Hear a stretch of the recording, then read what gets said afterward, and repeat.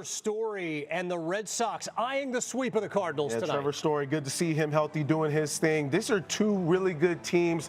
Red Sox are, they're competing at the top of that AL East with some new guys. A couple of the best franchises in the history of baseball. To Fenway Park we go, and Carl Ravitch. Kevin, thank you very much, and welcome to Sunday Night Baseball on ESPN. It's presented by Capital One. What's in your wallet? Yeah, there is a different vibe at Fenway Park this season. The Red Sox and Cardinals rained out yesterday, so this is game 2 of a split doubleheader. And the fans showed up. 31,000 paid attendance earlier, and now they are filing back in for our Sunday night showdown between St. Louis and Boston. Game 1, the Red Sox and Wally were bummed out early on. Cardinals were putting it to them. It was a close game. And then Rafi Devers gave Boston a lead in the 5th inning, his first home run of the year. And after starting the season on a massive offer, he got to wear the head. Red Sox tied it in 4 in the 9th. They ended up winning it in the 10th with the MVP early this season, Wilyer Abreu, banging one off the wall. And the Red Sox were feeling great about themselves today. They have felt very good since their start, having won 4 games in a row. Welcome inside our booth. This, of course, is David Cohn. Eduardo Perez is here as well, and Buster Olney is down on the field that you see right there, and he will join us shortly. There are a lot of very positive things that have gone on as far as Red Sox Nation is concerned. They've got good young players. They've signed up a bunch of guys like Crochet and Campbell. How important was the Bregman deal to get them here to make them feel really good? Yeah, it just sets up everything because you've got a middle of the order hitter, and you've also improved your defense at third base. He's obviously a two-way player, Gold Glove caliber with the glove. Batting third for the Red Sox, he's exactly what they needed. His lifetime numbers here at Fenway, too, just jump out off the page at you. And then when you look at the kids, too, there's more on the way. We'll get into that during the games. Some of the prospects in the minor leagues that are knocking on the door. But certainly, Christian Campbell is a very exciting player. Play all over the field. Anytime you can have a guy that play in the middle of the infield and center field, that's a special talent. Kudos to the Red Sox for developing him that way. And, of course, you mentioned Abreu as well. Maybe the hottest hitter in the league right now. All right, and a guy that was instrumental in bringing some of those players here, Chaim Bloom, is going to be running the Cardinals. He's working for them now. Next year he takes over. The Red Sox have a really good farm system. St. Louis has a lot of good young players on the field right now. They do, and they're going to lean on them because during the offseason, they did not go out and get any free agent offense. They did get Phil Maton. That was the only move that they did make. But right now, what the Cardinals have done is lean on these kids and give them an opportunity. Put them at the big stage. See what they can do. We know what Mason Wynn did last year. Victor Scott's getting a second opportunity this year with a hot spring. And Jordan Walker is going to be the key guy, right? Nolan Gorman and Walker, both of them are making better contact. Gorman's on the IL right now. Herrera got hurt in game 1.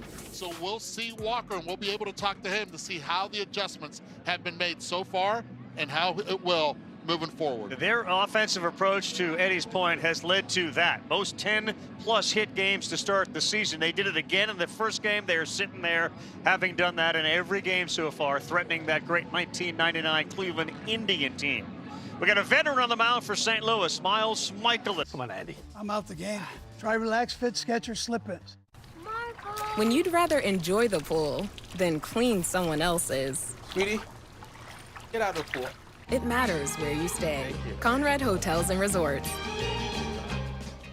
Hilton for the stay.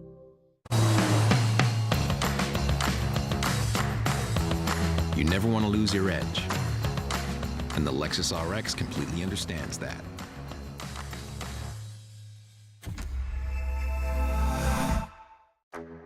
This is not a blue moon. Now it is. Now it's not. Now it is. Now it's not. Now it is. Now it's not. Now it is. A Valencia orange makes a blue moon, and everything a little brighter. Plenty of history between Boston and St. Louis as we bring you back to Sunday Night Baseball at ESPN. It's presented by Capital One. What's in your wallet? And in part by Kubota, your compact equipment provider. On the hardwood, on the ice, and on the green grass. 4 World Series, the Cardinals and Red Sox have split them. And set for first pitch for Fenway Park. Time now for the field report. It's brought to you by Scott's. Feed your lawn, feed it. One of the early season stars is Christian Campbell. He will be playing second base for the Red Sox, and they have a couple of other guys, his best friends, Roman Anthony and Marcelo Meyer, who are still down on the farm, while Campbell shines here at Fenway. That's what he looks like. This is what he sounded like. I spoke to him before the game. Christian, so if you think about this journey you've been on, you tell me where you would start to get to this day. Is it like 3 weeks ago? Is it when you were 5 years old? Because where you are now seems somewhat unrealistic given expectations 3 weeks ago, but you tell me. Right. I mean, I've been working my whole life for this moment, I feel like, but it was quick. After the draft, you know, everything kind of happened fast, but they've made the process super easy for me and slowed everything down. Is that the secret, slowing everything down? And super easy is not usually a word a Major League Baseball player will throw out when it comes to going from where you were to the majors. Right. Yeah, it's not easy. No, it's not easy at all. But no, the process of just meeting a lot of new people at once, switching teams fast, high A, double A, triple A, not a major league team, they made that process super easy for me, and my teammates made it easy for me also. Your boys, Marcelo and Roman, like what are some of the things that they kind of bend your ear about? They asked me just how it is in the locker room and how it's like playing in front of a lot of people. That's, I think, a big difference between the minor leagues and major leagues, just the amount of people you play in front of and just the energy that it is in Boston. And I told them what it's like, and they're super excited for it. They can't wait. How do you describe the energy? I mean, you just came off a win here, come from behind in extra innings. How do you describe the energy? It's crazy. It's crazy amount of energy. It wasn't even a full stadium earlier, but it was loud. It was super loud. Everybody was into the game, and we came out on top, which was important. But everybody was super supportive. Even when I was on deck, people were yelling behind me, like, come on, get him. Let's hit the ball. Like, you got it. Never had that before like that. No. And it feels like they're on the field with me. So it's very important. And it's a really good fan base for sure. He said several mentors in his life, including when he was younger than 10 years old, meeting Dee Gordon in a Chattanooga, Tennessee Walmart. Those two have become friends and continue to be very close even today. Starting lineup looks like this. Lars Nootbaar leads things off for the Cardinals, who started this season by sweeping the Twins. Yeah, and they're going to need Wilson Contreras to start swinging the bat like he did in spring training. Has really struggled even going into today's game. Nolan Arenado, though, is really hot, and he'll be in the 4th spot. Challenge for the Cardinals is going to deal with a guy who they haven't seen before. No one has at this level. Hunter Dobbins called up after the rain out yesterday. He makes his debut tonight. We'll all get a chance to learn along with the Cardinals hitters. This is what he's going to bring. You can sort of share some of the experiences, thoughts he's going through right now. No, absolutely. I mean, you get the call and you know you're going to get the start, and there's not a lot of time to worry because you got to get here, you got to get ready, and it's the second game of a doubleheader. It's an 8th round pick out of Texas Tech. Yep. Alex Cora said he's throwing the ball harder than he was advertised, that he's picked up velocity like so many pitchers around the league that are training and chasing velocity. He's another one. 1-1, and that one is going to go foul. It's picked up by the catcher. What was it, last year, 93? When he got to spring training, 97. They got a chance. His parents, you can see them there, Deborah and Lance. They were there for his first start at Double-A, and of course, when they got the call, they made it here to watch this major league debut, and what a moment for them. And he's going to get a bouncer to second. That's Campbell, who fires to first, and what a way to start your career. First man you face, Lars Nootbaar, he grounds out to second. Talk about Campbell. Campbell's played today in center field, game 1, and then he's at second base, game 2. We saw the same thing last year from Rafaela, who played a lot of shortstop. He'll be in center. He's in center field right now. Well, you saw he threw that baseball in, did Dobbins. He wants that to be kept. Souvenir. And now Wilson Contreras, and he fouls one down the right field line. A promising power arm, as Eduardo said, at Texas Tech. He blew out his elbow, had Tommy John surgery prior to his junior year. And Boston felt enough comfort with him and his history. They bet on him, and a terrific work ethic as well, as he sends one outside. Drafted him in the 8th round at 21. A decent debut at Low A Salem. And this one is towards the gap, going over, and Raffaello will not be able to get it. Bounces on one hop off the wall to second. The guy that Eduardo said is going to have to be clutch, and Contreras delivers a double. Hey, Brett. Catches it out in front. You see the exit velo. Hits a little bit off the end of the bat with this little cut slider, but he's strong enough to be able to hit it in the right spot in the gap and get two. Let's go out and hook that pitch. He's trying to get to the outside corner. Contreras cut him off before he could get there. Scoring position for Brendan Donovan. And the Cardinals early this season, Eddie, is it a different approach because they've been a hitting machine? Yeah, it's Brent Brown. It's been a major difference for the St. Louis Cardinals. It's their hitting coach this year, and he is a stickler for discipline of being able to stay with one approach. Way out in front of that one, a good curveball, and took something off, 78 miles an hour. And this has been the approach, Eddie, you're talking about. With two strikes, they do have a different mindset, it feels. They do. And one thing that, for example, with Donovan, he likes to spread out, especially with two strikes. For all those Cardinal fans, it reminds you a little bit of the Jimmy Edmonds type stance, where he would spread out, not really take a stride at all. Just from there, put it up, put it down. Got a bigger barrel too. Not what we've been talking about the entire time. Not the torpedo bat. That's a fair ball, third baseline, rounding and coming in. Contreras, he will score to second, and safe there, back-to-back doubles. Brendan Donovan puts the Cardinals up 1-0. It's what you call trading places. Heck of a way to start out a game for the Cardinals. How about that, right? We talk about two-strike approach. Again, Donovan just trying to put the bat on the baseball and does a great job of it. You see Trevor Story right there, right? This is part of playing at Fenway. As a shortstop, you have to crash on anything hit down the line because it can ricochet and come right back at you. Here's Nolan Arenado, off to a very good start. When Boston acquired Bregman, there was that conversation about Arenado. Arenado has had great success at Fenway Park, similar to Alex Bregman. 1-0 early, Cardinals. And Arenado fouls that straight back on a slider. Yeah, Carlos, to the point that I think that if Alex Bregman doesn't sign with the Red Sox, I think that the Cardinals and Red Sox would have worked out something for Arenado. 333 with a homer and 6 RBIs to start the season for Arenado. Good pitch, does not get the called strike. It's a great pitch. Andy Fletcher behind the plate did not give it to him, but that's the difference right there between a 1-2 count now and a 2-1 count for a hitter like Nolan Arenado. Now behind 3-1. Is that a Hall of Famer batting call, you think, there, and a rookie pitcher call, maybe? That's the old line from the dugout would be called the game, not the name. Yep. But he's earned it. Arenado is probably a future Hall of Famer.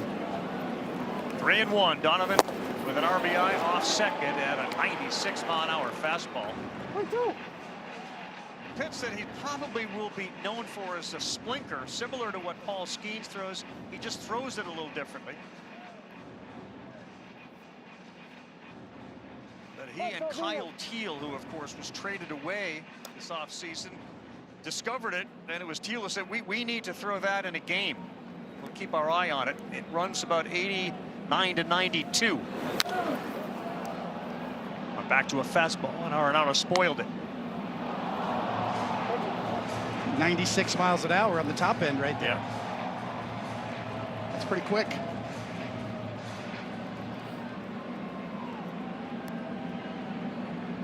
Donovan's dad was a professional baseball player. He's also been a lifelong Red Sox fan, so the idea that Hunter is with the organization makes it extra special.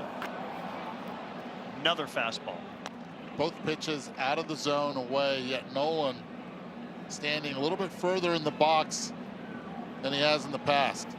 He's got the Texas flag on his glove, huh? Texas pitchers have done well here at Fenway. They sure have. Speaking. Yes, they have. 8th pitch of the at-bat coming to Arenado. Will not chase. That's a walk.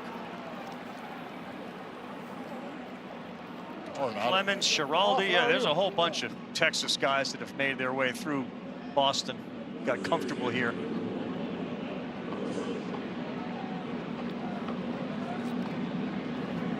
You could just see the worry on managers' faces after the second game of a doubleheader, when you know your bullpen's thin. You had an extra inning game in the first game. Trying to figure it out. Alec Burleson bats now, and they have it picked off between second and third. Story's throw. Bregman applies the tag. And Donovan ran himself into an out by getting caught off second. Tell you what, if you're Alex Cora right now, you have to love what your pitcher just did right there. First game in the big leagues, and he has the wherewithal to slow everything down and throw the strike over to Trevor Story. That's a great point, Eduardo. I mean, that's the time you take advantage of a young pitcher. I'm not sure if that came from the dugout. It looked like a play. Yes, yes.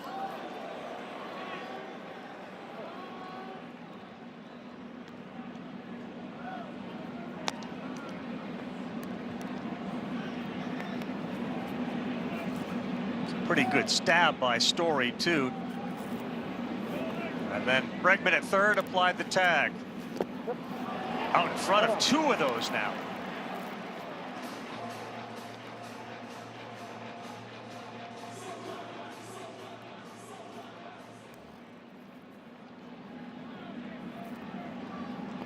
Oh, and 2. Dobbins trying to get out of it with just one. Another pitch, and that time he is able to foul it off. Eddie, take a look at this pickoff. Yeah, how about the pickoff right here? Look at Narvaez behind the plate right here. Watch his mitt. Where it is, as soon as he puts it down, throw, perfect time play, leaning on his catcher right there for the pickoff play. Digit figure again, which they've done in every one of their games. And this is the lineup Miles Michaelis will face. Duran Devers hit a home run in game 1, his first of the season. Bregman bats third. If you haven't seen Wilyer Abreu, he has been the MVP of the league behind Aaron Judge to start the season, has carried Boston. He really has, and his defense is elite, goes along with the bat. And you see Miles Michaelis on the mound tonight. He's an innings eater. He's a strike thrower, and the Cardinals desperately need him to eat up some innings in tonight's game. First pitch and a swing at the first pitch. Yeah, it's appropriate. The first name is Miles. He is a marathon guy. I mean, he has appeared in and started as many games as anybody. In fact, since June of 2022, 101st start tonight, most in the majors.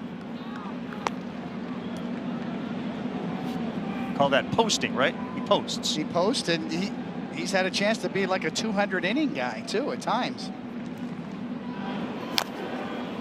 Kind of rare in today's game, a starting pitcher throwing 200 innings. Keep an eye on how often he falls behind in the count. So we take a look at his innings and his strikeout rate. He's the pitch to contact guy. He got 4 swings and misses total in his last start against the Angels. And no swing there from Duran. You know, there is such a thing as throwing too many strikes, right? I mean, it sounds kind of funny, but when you think about it, yes, you need to miss the strike zone at times too and expand it.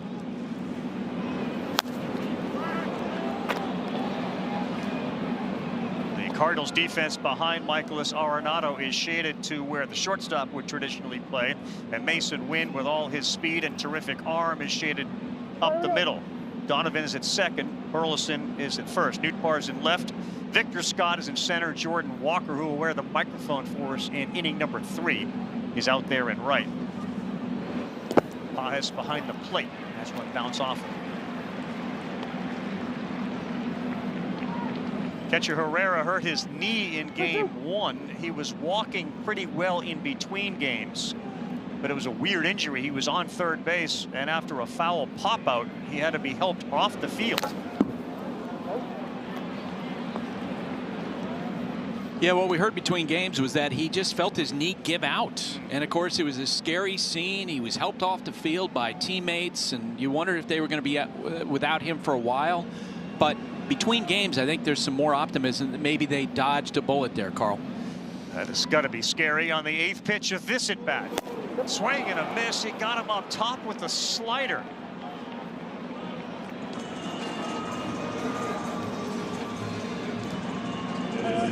The old high slider. It's he out of the hand. It's almost got like off-center four-seam grip, cutter spin almost in between, like a hybrid Durant-Reed's fastball. Here comes Rafael Devers. And he looks at strike one. Of course, much chronicled rough start for Rafael Devers. And things have turned around. You see the 0 for 19 with the 15 strikeouts, and since then 6 for 15, including a homer in game one. That one misses. Home sweet home. Yeah, there's that. There's also been there's a couple, like Mason Wynn was 0 for 18, I think, to start, or 0 for 20. Contreras was 0 for 22.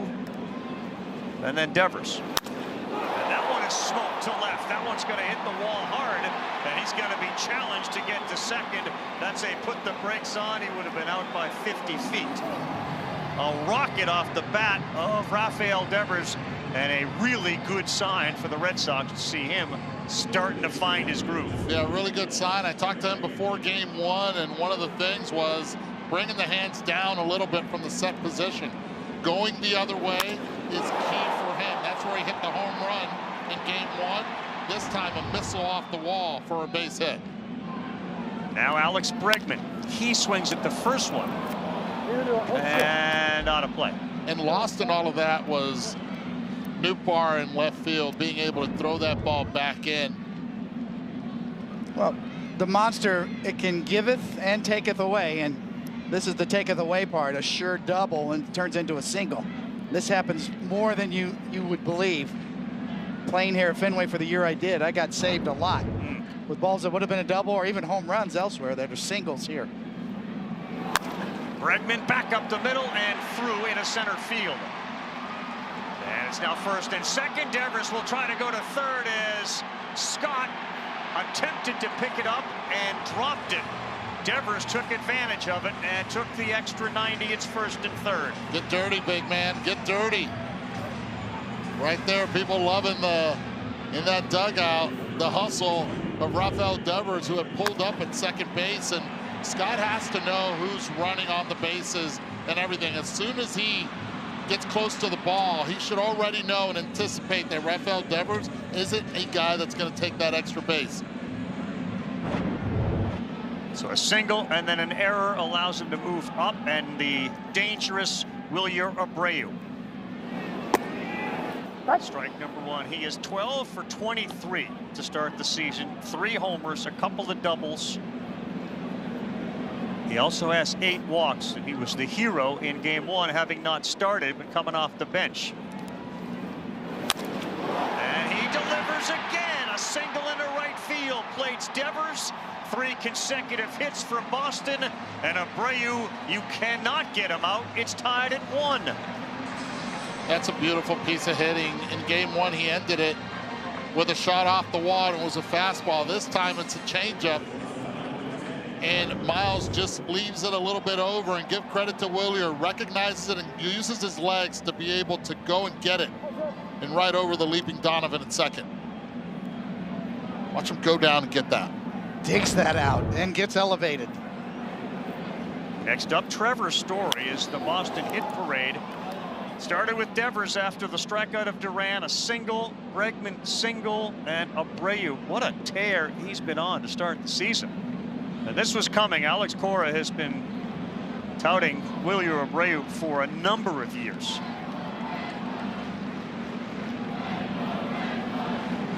His OPS in these first 9 games is about 1,700. Story, slow roller. Michaelis has 1 play, underhand flip to first for out number 2.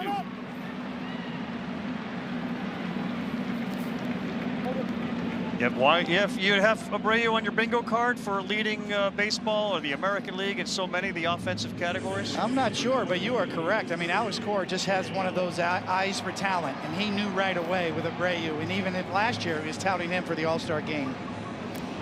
And he has just continued to grow and come into his own, and he's a confident young player right now. Speaking of confident and certainly young, Christian Campbell now up. Another rookie who has burst onto the scene for Boston.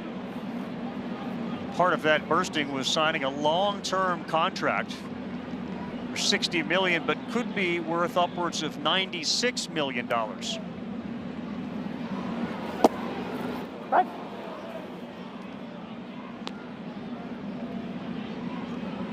He is wiry, he is athletic. They talk all the time about how quick his hands are. You know, I know this is an easy comparison, but he looks like a young Mookie Betts to me in the box. Yeah. Okay, I'll give you a hybrid because he gained 17 pounds all during the offseason from last year. Little Mookie Betts, Adrian Beltre when he was here for that 1 year. Just that look.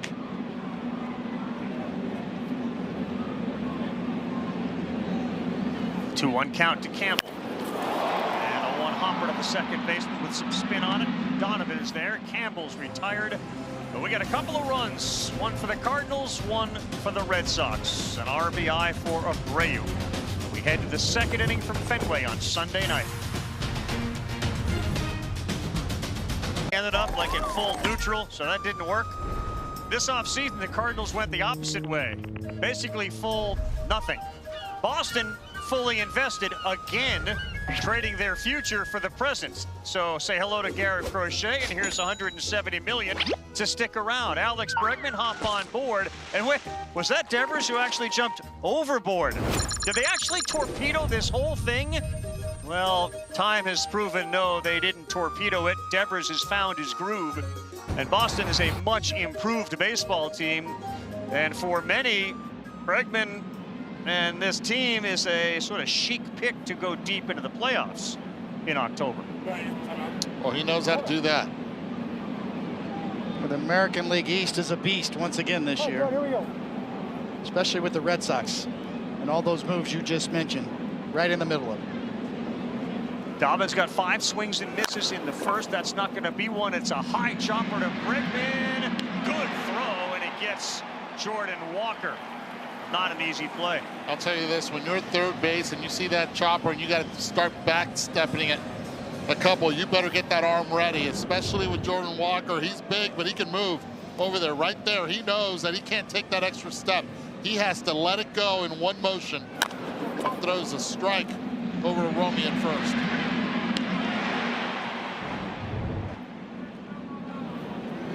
Now Pedro Pajes had a very big game one. Looks at strike one from Dobbins just above the zone. Just to set the defense, Bregman is at third. Trevor Story at short. Christian Campbell at second. Romy Gonzalez at first. That's a foul ball. In left is Jarren Duran. Cedon Rafaela is in center off of a bit of a bumpy offensive start. And of course, Julio Abreu is in right. Carlos Narvaez catches tonight. Connor Wong played in game one.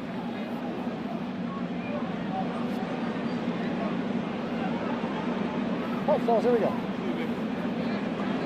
So again, Hunter Dobbins, his debut, the 25-year-old out of Texas Tech. He made 25 appearances, all starts for the Portland Sea Dogs. He went 7-3, struck out 98 and 105. He allowed just a couple of home runs in AA and AAA. Opponents hit just 232 against him, and he picks up his second strikeout of the night. Well, he's got a starter's repertoire, a couple of different kinds of breaking balls. We see a sweeper. But here, we've seen the curveball previously, so you can see that can play off of each other very well. Coming right into your living room. You want to see a sweeper? There it is. Right down the middle, and then it's gone. Left-handed hitting center fielder Victor Scott.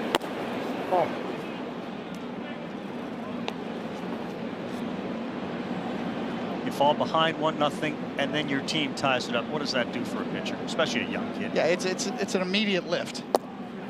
And you just get the sense too that you don't have to be perfect. And I don't know if a young pitcher is aware of that or not, but the Red Sox are swinging the bats fairly well. You just got to do your job, and they're going to score runs for you and support you defensively, as we saw Bregman's play. He said his sweepers are work in progress. He is pounding the strike zone now, and a lot of movement. See that sinker there? That's probably a little hybrid grip. You know, we could almost call that a sprinkler a splinker, kind of a half sinker. You can see there by the grip. That's more of a splinker grip, almost a hybrid split finger grip, but he throws it hard at 91. So we're calling that a sinker for now, but it's definitely a different sort of a grip with it. Well, he says that splinker is a similar movement to how his circle change used to be. And another filthy one there, and that may have been that splinker again at 91. Mom and Dad love it. Buster Olney is going to talk to the parents. An 11-pitch inning, settling in on a Sunday night. Hunter Dobbins. And yeah, Dad, who helped develop this guy, very pleased with where we're at right now.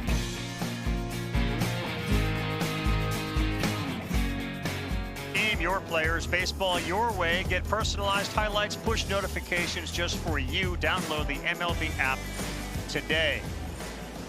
Miles Michaelis back on the mound. Romy Gonzalez at the plate. 7-8-9 for the Red Sox. Gonzalez, Narvaez, Rafaela. For Miles Michaelis, who's had such a fascinating major league journey. Went over to Japan. That one nearly got Gonzalez. He was in the majors from 2012 to 2014. He and his wife got married while they were on the honeymoon. They decide we're going to go over to Japan and try something there as Gonzalez starts the inning off with a single to right field. I tried that too, Carl. Didn't last too long. Came right back. He lasted a little bit longer. Yeah, he did. He was there for a year, then he signed a 2-year deal as you watch Gonzalez reach out. You heard the bat crack right there. We call that died a warrior for a base hit. What's the over and under for torpedo references tonight? What do you think? I got it. We're at 2 already. We are? Torpedo bats. That's 4. We brought it up. Well, you're going to keep mentioning the word? I'll say 8 because you mentioned it already a couple times in a couple sentences here.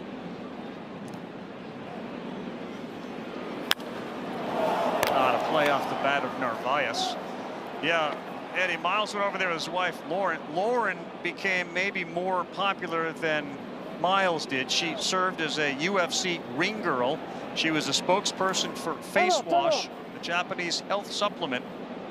And they just said, you know what, we're going to go see what we can do, have fun over there. They did. They had a blast. And it really also created a much better pitcher in Michaelis, both physically and mentally. Ahead 0-2, that ball smoked left field, heading into the corner, and it bounces high enough off the wall. There was no play for Nootbaar. Hustling into second with a double is Narvaez. Second and third, Red Sox. Yeah, and this is Nootbaar thinking, okay, I can get him at third, but the correct play with no outs, or even if there was 1 out, is throw the ball to second base and keep the force in order, especially with the catcher hitting. Narvaez gets out in front of it. You have a chance to keep him at first, or even be able to get him if he tries to go 2 on this. Instead, throws at third base, and now you have 2 runners in scoring position. With nobody out for Cedon Rafaela, and he swings at the first one and fouls it off. Just the sound of the ball hitting the wall. Really a little lower there on the scoreboard part. It's just so unique to Fenway. Not a good sound if you're on the mound. No, 5 hits in the game for Boston. Cedon goes up there swinging the bat. Any chance the Devers line drive off the wall, which came back so quickly, would somehow influence him to think, well, it's happening again, I can get the guy at third instead of throw to second? Well, this one had less exit velocity than Devers. No question. You have to know the hitter runner.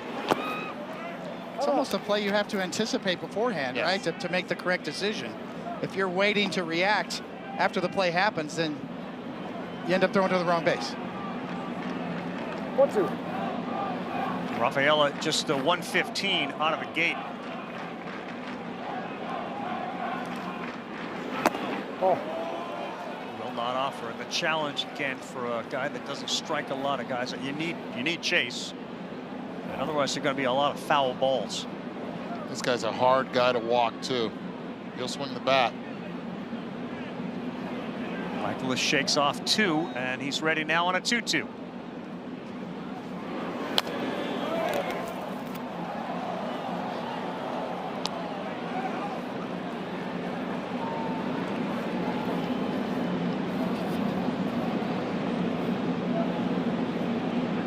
right, fellas, here we go.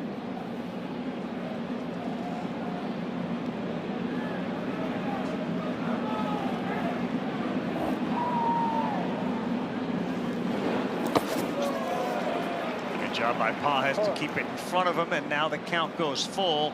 Jarren Duran in the on-deck circle. Tell you what, in game one, Herrera, before he got hurt, and then Pages, both of them doing a great job of blocking behind the plate. There's those numbers right ahead of Stuffy McInnes. Yes. Do it again. So you're telling me he's not walking this at bat? I don't think that's a list you want to be on, I don't think. But unless you're raking.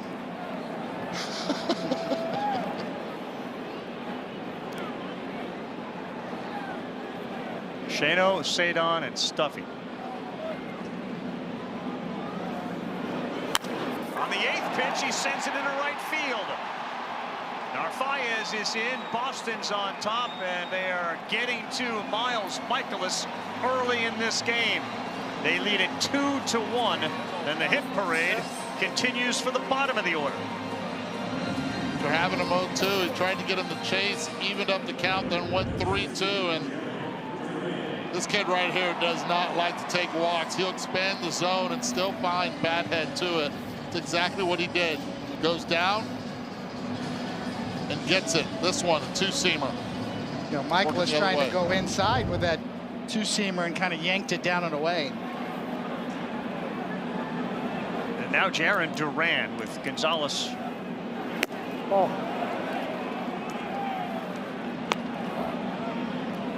In, and Narvaez at third. And Duran had such a special year last year. The 34 stolen base, guys, it's contagious this year. Boston is running at an incredible clip. 13 stolen bases for Boston. That has not been something the Red Sox have done for a long time. They have 9 different guys, does Alex Cora, who have at least 1 steal.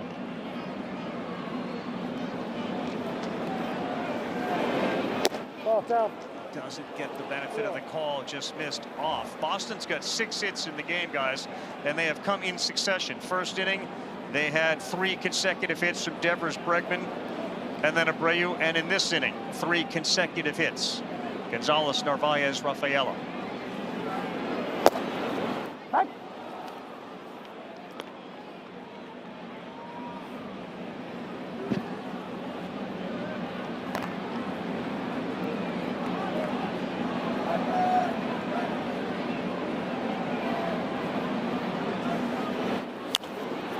3-1 popped up, playable for Arenado, backing up on the infield.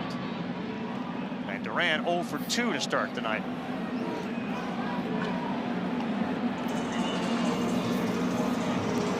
Well, again, Rafael Devers, that slow start is absolutely in the rear view, and in this case, the objects actually are further away than they may appear. Game 1, a homer, and then, of course, in this game, a line shot off of the monster for a single.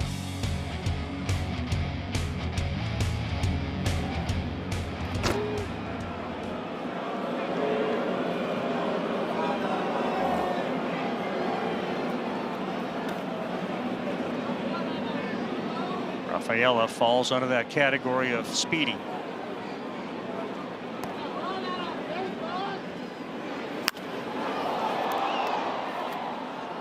Wait, Eduardo, you could see it up here. I mean, he is just clearly trying to go the other way, trying to get inside the ball. You can see his practice swing right there. He's trying to hit it through the monster. He really is. And the conversation we had earlier was, I don't hit a lot of balls off the end of the bat. I hit a lot of balls from label to barrel. So he tries to always stay inside of it, and he's finding his groove. He's got a lot more life now than he did when they first arrived here in Fenway from their road trip in Baltimore. And great numbers you can see against Michaelis. Rafaela, 19 steals on the season last year. He's got a decent sized lead, not going. And Devers doesn't offer. You spoke to him. How did you find him? Is he in a decent mood after the start, feeling better? I think he is. I really do believe he is. And I think him driving the ball the other way is really giving him a lot of confidence, but those pitches right there, right down the middle, that's what frustrates him. He's like, why am I missing him? One of the reasons he really didn't have a lot of at-bats in spring training. So he's playing catch-up. Everybody can say, well, he's DHing. I just think his timing is not there.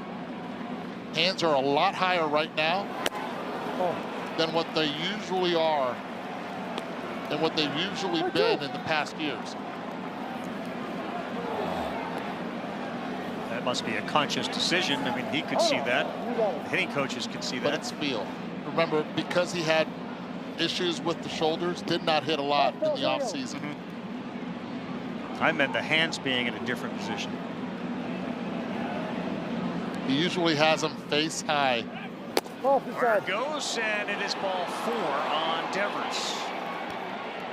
But that's the one thing that has really helped Rafael Devers is being able to get the walk. Even though this pitch right here, Michaelis can't believe it. He can't believe it at all. And that would have been a strike about throw him out. Right on the corner.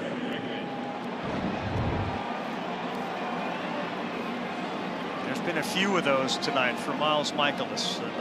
That's big. Sit well with that guy. See Oliver Marmol in the dugout, you know. It went from 2 outs to 2 quick outs to bases loaded. Yeah, innings over there, strikeout, throw him out. And instead, the bases are loaded for Bregman. With Abreu on deck. And a guy that loves hitting this ballpark. Has a couple of thoughts he shares as he moves behind home plate for the home plate umpire. Andy Fletcher. Another spot for Bregman.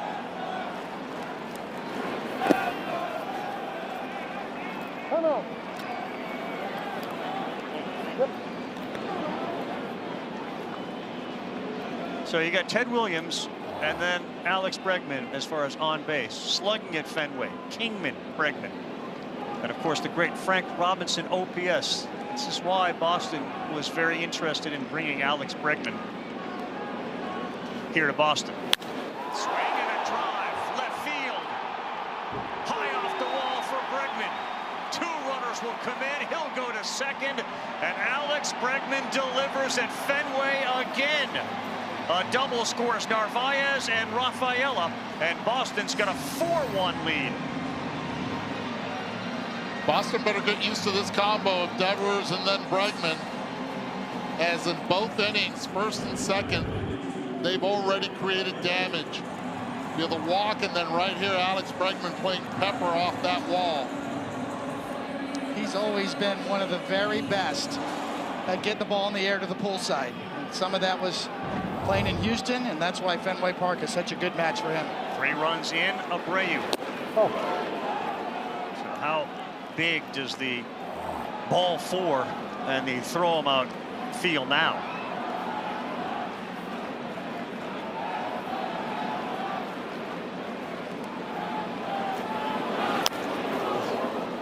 Abreu's eyes lit up.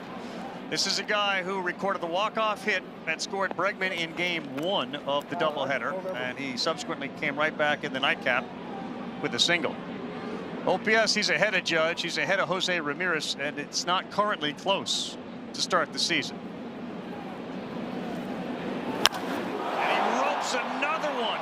This one in the gap. It gets down, goes to the wall. Wilyer Abreu is on an absolute heater. A double and 2 more for Boston, 6-1. He's doing everything right? Change up the other, he gets to pull it in the first at bat. This time goes the other way. He's got Smith going from left to right, right to left, and continues to drive runs in. We heard Alex Cora talk about the hitting style that he loves among great hitters. You pull the off-speed stuff and you hit the fastballs the other way. It's exactly, to your point, Eduardo, what he's done the first 2 times up. And last year he struggled with the fastball, something he did not the year before when he first got called up. And when you see him also going the other way, watch out. Here's Trevor Story. That's in there for a strike, a curveball that finds the zone. Keep going back to that 3-2 call. Yeah. Devers. Michaelis, because of that as well, not only the runs, but his pitch count, he's thrown 31 this inning. And Boston already has 8 hits in the game with 1 out in the second and 6 runs. Abreu's got a single and a double. Story on the ground hard to the second baseman. And Donovan is there to throw him out.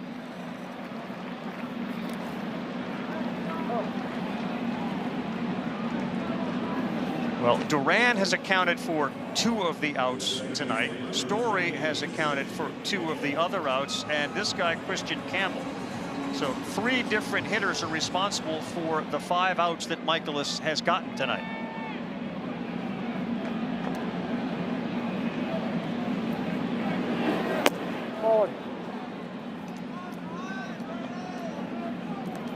You know, I give the Boston Red Sox player development department a lot of credit because this kid can play all over the field. And that's by design. I mean, you get kids in the minor leagues that you think are really top prospects, and you teach them how to play multiple positions, including infield, outfield. Yes. That combination is deadly, and that's why this kid's in the big leagues right now. Yep. Well, think about last year, and I said it earlier, with Ceddanne Rafaela. Same thing. He played center field, played shortstop, was called upon because Story got hurt. It was Craig Breslow. I mean, a lot of organizations are playing catch up right now, trying to get their prospects to be a little more versatile. Yep.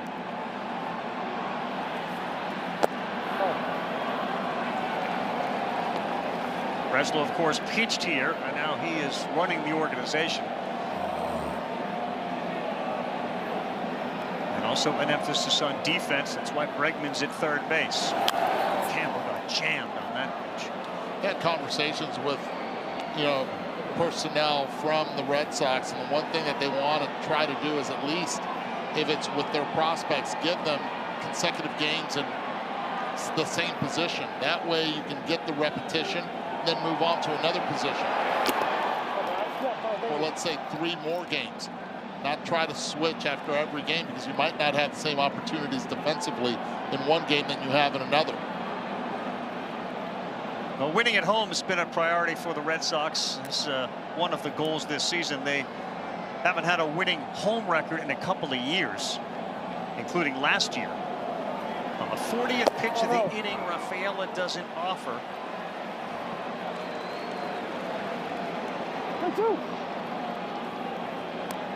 They were 38 and 43 last year. 62nd pitch of the night, and Rafaela will pop it up. Playing fairly deep in center. I shouldn't say Rafaela. Campbell, and he is out. It's weird, huh? Duran, Campbell, and Abreu. They've made all 6 outs in 2 innings. 3 guys. This may have been the key call of the night. It was ball 4. Michaelis didn't think so. The base runner would have been thrown out. It would have ended the inning. Instead, it kept the inning going, which allowed Bregman and Abreu to do damage.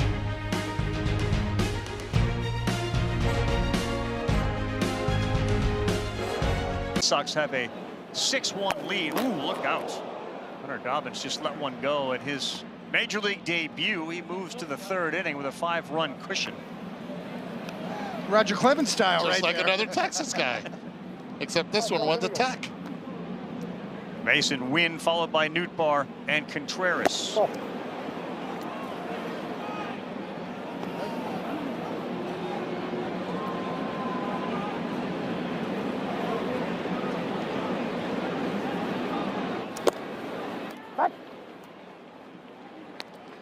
Two balls and a strike. He was in the College World Series, and he's a reliever a couple of years ago, was Dobbins for the Red Raiders. This win will send that one to the seats down the right field line. There we go.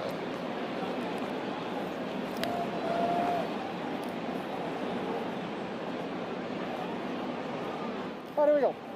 Yep.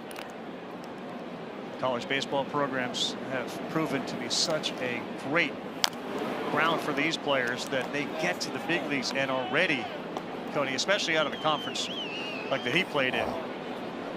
It's kind of like college basketball now, in that you play 1 year in college, you know, or 2 or 3, but you're in the big leagues quickly and making an impact. They believe they belong. I think it's a critical part of all of it. It's a great point, Carl, and that's probably the biggest change I've seen since I was back, you know, in high school. And I don't even want to date myself, but yeah, we're talking about the 80s and 90s. The lower minor league levels were better if you're a young pitcher to go to the minor leagues. Now it's just the opposite. The college programs are so advanced. Rocket by Wynn, center fielder is right there. Rafaela hit it hard off the bat, but there's one down. In fact, we see a lot of organizations go right to the colleges to hire those coaches, those pitching coaches.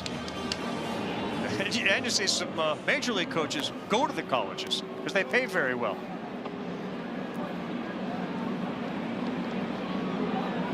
And many of them have great success. Back to the top of the order here, Lars Nootbaar. Outside.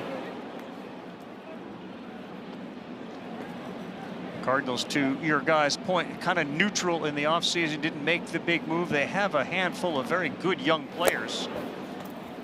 And will any of them be signed kind of like what Boston did with Rafaela and what they just recently did with Campbell? Give them that 6, 7, 8 year deal so you know you have foundation pieces. They haven't done that very much with their players.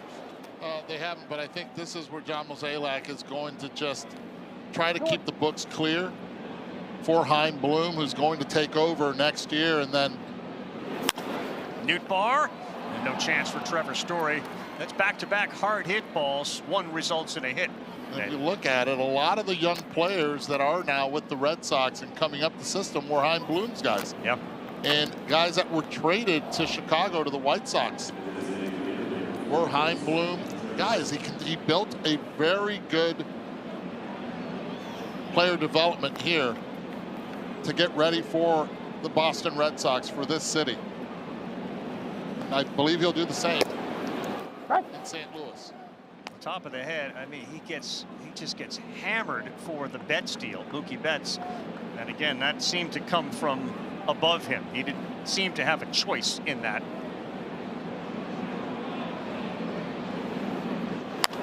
Contreras got jammed, and he's strong enough to get that past the dive of the first baseman. Gonzalez to third base. Abreu, big throw in time. Wow! What an arm and what a throw by Wilyer Abreu. Elite. Didn't think there was a chance. Elite. That's why he's the Gold Glover out there, and that's why the numbers when it comes to defense play in his favor. Base hit a slow shot to right field. You're thinking if you're Nootbaar, no chance that any right fielder's going to get you. Yet the arm of Abreu, precise and a rocket right to third. It's a ridiculous throw on the money, and it had to be. There was a great tag on a steal Javi Baez made, and right away social media lit up with his ability to catch and tag at the same time. Bregman didn't move his glove. He didn't have to. That throw was so perfect. It led the glove into the body of Nootbaar. There's another one that's ripped. He's staying at second. Yep, not moving.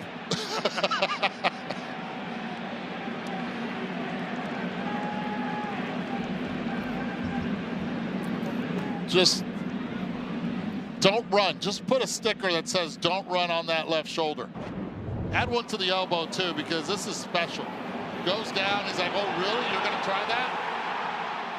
Lars Nootbaar went back to the dugout and probably saying, are you kidding me? Well, look where he is. I mean, he's what, 25 feet from third base when the throw leaves? I think Bregman's look is like, wow, that just happened here? Meantime, the Cardinals have strung together 3 consecutive hits. They got runners now at first and second. And let's see if another Fenway killer Arenado can deliver here and make this game more competitive. Best left-handed arm I've seen from the outfield was Rick Ankiel. When he moved to as an outfielder, left, stopped pitching. Arenado, slow roller, fielded cleanly. Boy, you give a lot of credit to Wilyer Abreu offensively. We're seeing it defensively here. We'll talk to a fellow right fielder. We'll get Jordan Walker on the microphone as we continue on a Sunday night with the Red Sox up big. That great throw from Wilyer Abreu. We were talking about Chaim Bloom and some of the acquisitions he's made. Abreu came over in that oddly timed Christian Vasquez deal. We were doing Sunday Night Baseball in Houston. Vasquez and the Red Sox were there. They traded him, and of course Abreu came back to Boston. Good news is we got a great one on the microphone tonight. Jordan Walker out there in right field. Jordan, thanks very much for doing this. We really appreciate it. Yeah, man, this is sick. Yeah, absolutely. Good to have you here. Yeah, for sure. Gonzalez swinging a minute. What was he ooh for? You think that was coming to you? Yeah, man. Every time he swings it, man, it looks like it's coming to me. I'm just trying to be ready. Hey, Vic. Yeah. He did it in game 1. He went to right field. That's what I'm saying, he did it in game 2. You're right. Well, I'm learning now about these guys that they can hit it all over the place. Come on, Danny. All right, baby. Yeah, man, these guys, they're driving all parts of the field, man. You never take one off. How have you adjusted to right field after playing third base your entire life? Yeah, man, it's definitely tough, man. When I moved out here, I've never been this far away from the plate. So it's definitely taking some time to get used to it. But, man, day by day, year by year, I feel like I'm just getting a little bit better, man. So that's all I can really go for. And then, man, my goal is to win a Gold Glove at some point. Oh, back. Oh, you knew. How's your Vic? Hi, babe. So, Jordan, but yeah, man, it's a lot of fun out here, man. I won't lie. One of the things that happen often when a player wears a microphone, the inning usually lasts about 45 seconds. Yeah. How are you dealing with the doubleheader, obviously, this early in the season? Yeah, man. I mean, honestly, if we were gonna have doubleheader, I'd rather have it earlier in the season. Legs are the freshest, body's feeling the freshest, man. But I think at no part during the season is it easy, man. Man, these 9-inning games, a long time, take a lot of energy. So, yeah, me and the boys just grinding through it, man, but we're having a good time, man. Can't hate playing in the big leagues, for sure. Hi, boy. Rafaela looks at the strike. All right, Joe, we got a fan question for you, so we ask the fans at home. Who has the most aura on the Cardinals? Who has the most aura on the Cardinals? Yeah. Oh. Man, I might have to go with Willie, man. When he's going, man, he's intense, man. I feel like, you know, I'm a little upset that I know what that is. But, yeah, I think it's definitely Willie. For sure, you're going to see a lot of that this season. Have you ever, well, I know you don't have a lot of experience in right field, but if you look to your left immediately, you got the foul pole right there. How crazy is that? Oh, hearing the fans yell, man, yeah, you definitely got to get used to it. I mean, as I said, I've never been this far away, and also I've never been like this kind of alone, this much area around me just by myself, man. So I definitely get a lot of attention, good and bad. Mostly as we've been in Boston, man, it's pretty much been bad, man. They've been letting me have it. They do that to everybody. Yep. 2-2 and a little blooper that is not able to be brought in by Donovan. And a single for Cedon Rafaela, his second of the night. Yeah, you almost overran that one. I know, man. They're finding every little hole, thing like that, man. I gotta give it to them, man. They can swing it. And that's a long run, man. That's a long run. Absolutely, yeah, I know. And I was just letting you know, I love this stadium, man. Super sick out here, but man, there's a lot of ground to cover in right field. A lot of grass. Absolutely. Get ready. Here's Duran. Oh, yeah. Absolutely. He can drive me one right here, too. Well, there's 2 outs just in case because you're talking to us. Just make sure. Vic. Let Vic know. Yeah, all right. So what did you just tell him right there? Yeah, so, man, Vic likes to go get that ball, man. So I'm saying, in that gap, I'm playing more shallow. And like on line drive, I'm coming to get it. Like I'm coming in to get it. I'm coming across to get it. Now if he drives one in that gap, he's the one chasing it down. Just so we have a little communication beforehand so we don't run into each other. And so we know what we both are doing, so we know where we are and we can back each other up. Yeah, plus you've been running a lot this inning. He hasn't moved. Man, I need my exercise, man. I don't mind. Okay, so even with 2 outs and a runner at first, you're still playing normal depth. You're not taking a few steps back. Man, It really depends on the hitter. So Duran, he can really drive in this gap. And so actually, I don't know if I should say it, to be honest.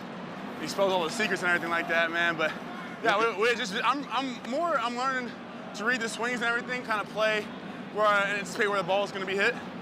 That's something that JJ's been trying to teach us to do. And yeah, man, I mean, working with him has been really good about it, man. We're one of the best defensive outfielders, so definitely lucky to learn under him for sure.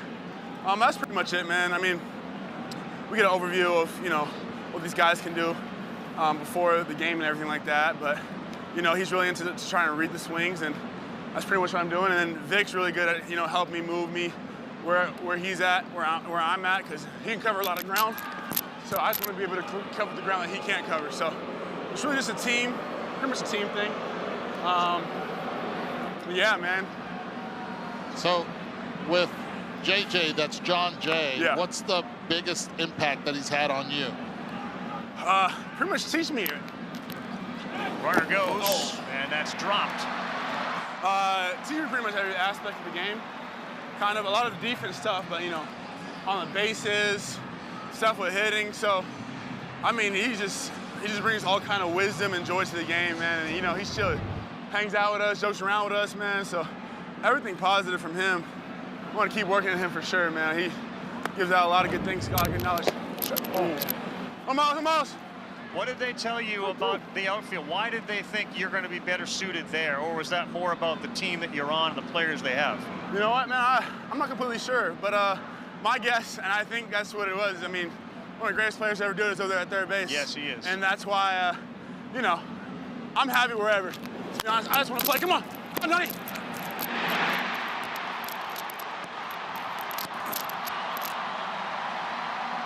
The stolen base, the 14th of the year by Rafaela, got him in a scoring position. They are tied with the Rangers for most steals this season, and that allowed Duran and his first hit to bring in the run.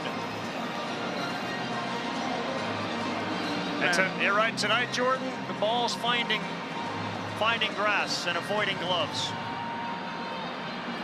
Sorry, I missed what you said there. I just said, you're right. Tonight, everything the Red Sox are hitting are finding grass. Yeah, that's one thing about this team that, man, I knew coming into this series, man, they fight pretty much every at-bat. They never give up on that at-bat, man. And they're going to find a way to put that ball in play and find some grass, so we really just need to be ready for it. So, I mean, just kudos to them, man. They're swinging it well. Yeah, Jordan, 22 years old, you're in the big leagues. You're #1 pick. You know, back in 2020. Any thoughts of going to college back then, or are you happy you're in the big leagues at 22 years old now? Yeah, man, yeah. Definitely pretty happy with things turned out, man. You know, if I do it all over again, I'd probably choose the same path for sure. It's been an unbelievable experience, but I was lucky enough to have friends who go to college, man, and they give me their side of the story and everything like that. So it really is kind of like my peer into kind of both worlds, but definitely. Man, he looks like he's ready to crush one every single swing. It does, doesn't it? Yeah. And it wasn't that way. It's just a great, valuable lesson for a young player. I mean, he started this season, as you know, in an 0-for slump. Absolutely. And he's banged right out of that. Exactly, man. I mean, I've watched him for a long time. He seems resilient, man. And he's hit pretty much everywhere he's been. So, I mean, you can't, yeah.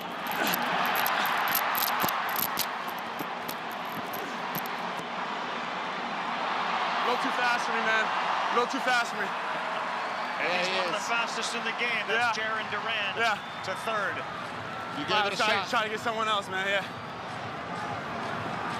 As I said, man, just find the hole.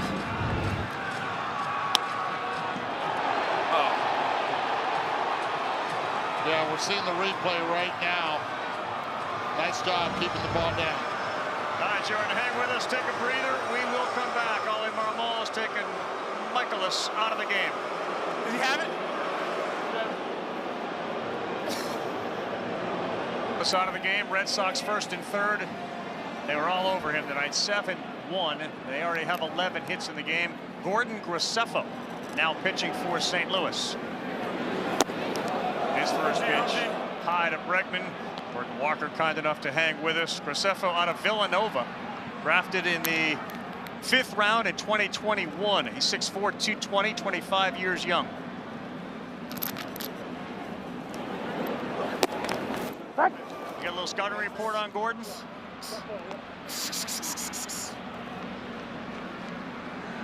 Jordan, you got a little scouting report on Gordon? Nothing I want to share right now. I'm gonna give away any secrets, but man, what I will say about him is he's a dog, man. He fights, and no matter what position he's in, man, he's gonna go after him. Yep. So he's a definitely pitcher's like good pitcher, good friend, man. Yeah. Good. But anything about his pitches, I'm not gonna quite give away. No, I wasn't looking for state secrets. 1-2, trying to slow this machine down. That is the Red Sox. He bounced one. Home G.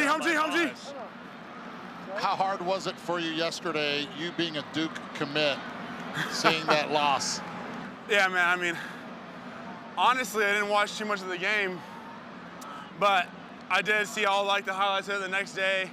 Unbelievable foul called on him. Hold on. I'll lock in right here. Definitely a tough one. Oh, back! Bregman, deep center. Touch of all time. A 3-run home run. Alex Bregman. The Red Sox have 10. And they lead it 10-1 here in the 3rd.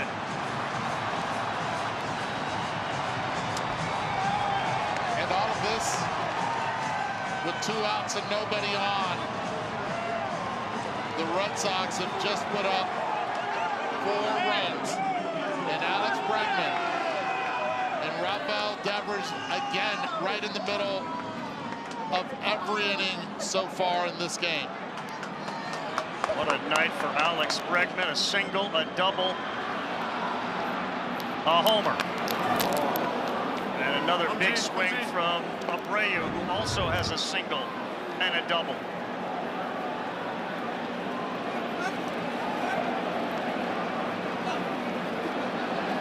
Come on, G.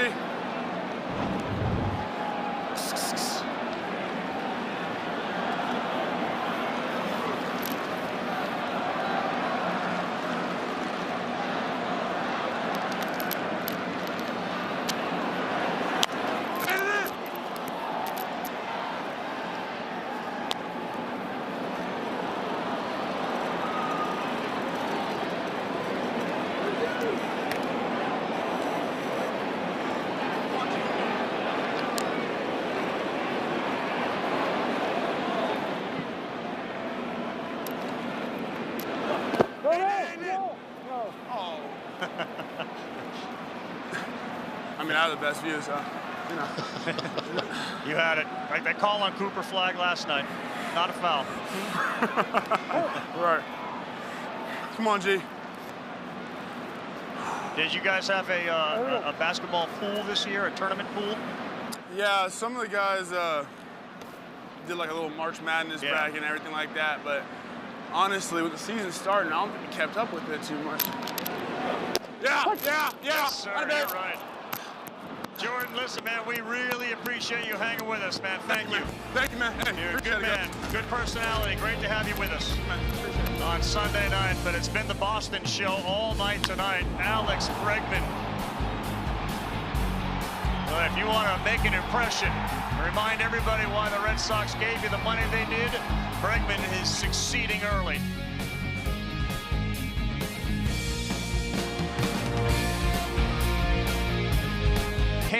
Runs, 12 hits for the Red Sox, and I'm not sure, Coney, other than it being 10-0, how you could make a rookie pitcher in his debut, just called up from AAA Worcester, feel any better about things. Yeah, got a little cushion to work with.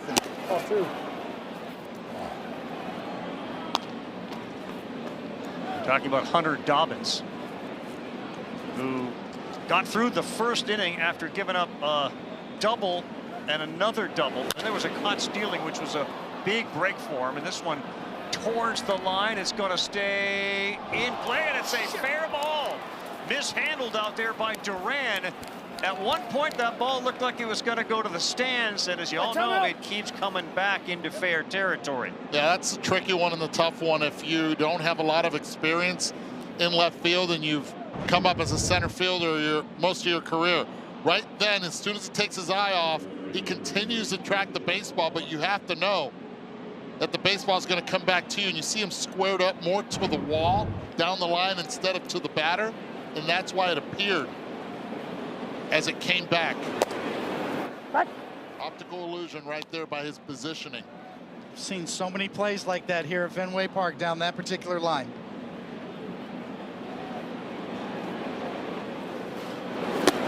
Big swing from Jordan Walker on a high sweeper. Fell for Jordan a little bit that inning, man. The ball kept getting hit to him. Tell he was out of breath. We really do appreciate Jordan and all the players willing to wear a microphone for us on a Sunday night. 1-2. 6'6", 250. Yeah. It's Jordan Walker. I mean, he's learning how to get into his legs and really tap into that power. The sky's the limit.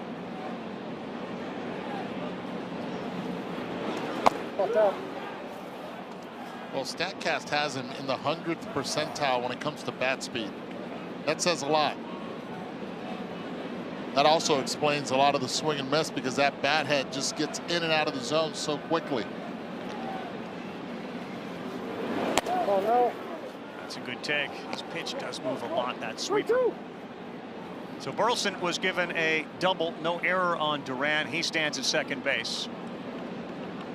As they begin to try to climb the mountain down 10-1. Missed inside. That's a good at bat there from Jordan Walker. That wasn't an error? Nope. Called it a double. At least temporarily. Best coverage in today's game. Hey, take a look at Dobbins' first career Major League Baseball strikeout through the T-Mobile Multiview, which includes through the eyes of his parents. Buster. Yeah, I'm here with Lance and Deborah Dobbins. What a day for you guys. Hunter making his Major League debut. How did you hear the news? Actually, I was at baseball practice, and it was an odd time for him to be calling. And so when I picked up the phone, he goes, "Daddy, do you want me to make your debut?" And I said, "Yes." And he goes, "I'm going to Boston." And it was so surreal. It's still surreal. It's just one of those moments I can't put into words. What were your emotions when he registered his first out? This. I have Kleenexes. It's a lot. It's just, you go from T-ball to here, and he never, ever doubted himself. He always said, "I can do it." I can see the tears in your eyes now. Now, we told the story about how you were a Red Sox fan, and Hunter followed your lead on that, growing up in Texas. Yeah, he was kind of captured and forced to be a Red Sox fan and realized how amazing it was. I mean, how can you not be? Did you hear this place a while ago go crazy? How can you not love this place? We love it. Love it. So what's it like for you to watch these early innings? You look at the score, 10-1. It's to a point to where I can see him kind of smelling blood in the water and starting to feel it a little bit. So yeah, but it's beyond words. You're getting Hunterized. He's really passionate. The city is passionate. It's a good fit, and we're very, very proud. And at the end of the day, I'm just. Well, congratulations. Thanks so much. Carl, back to you. Fantastic. That was everything right there, Buster. Thank you very much to see that emotion. And she went right back to T-ball, and now in the major leagues, you can really sit and just understand what it must be like to sit in their seat. Red Sox fans welcoming them to this family. There's another strikeout for their son Dobbins as Pages is gone. Mom probably giving more high fives on the way up right now after that strikeout. I don't like the stuff, huh, Coney, with what he's done? He's obviously a little bit of a work in progress, but the repertoire is there. We mentioned before, a curveball, that sweeper, and the splinker on top of it. It's a good mix there. You see the velocity change there on that curveball. It served him well tonight. He's thrown that for strikes, too. He's been able to land that pitch.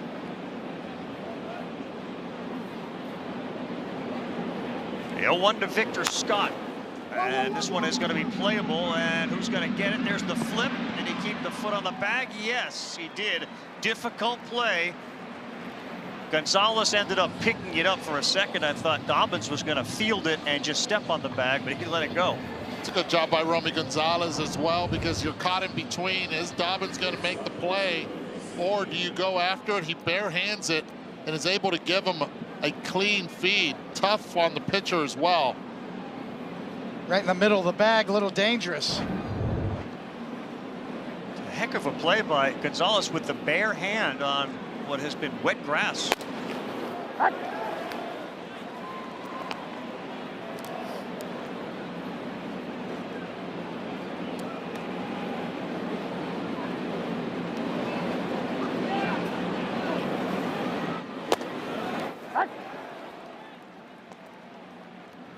You ever have that feeling, Coney, when you get blood in the water as a pitcher? Absolutely. But when you have that kind of a cushion and you get first and second and nobody out, and you don't want to let this get away from you. There's another high chopper, and there's no chance for Bregman on that play to get Wynn. That brings in a run on a ball that traveled roughly 40 feet. RBI for the speedy Mason Wynn. No surprise, Mason Wynn, who last year was second in all Major League Baseball when it comes to hits with 2 strikes, gets another hit with 2 strikes. Just put the bat in, put the ball in play and just run. The old Baltimore hop, right?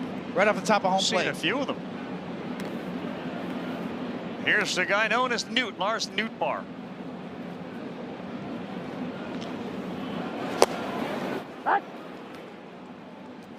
Newt was the one that was thrown out on that incredible peg from right field. Wilyer Abreu at third base.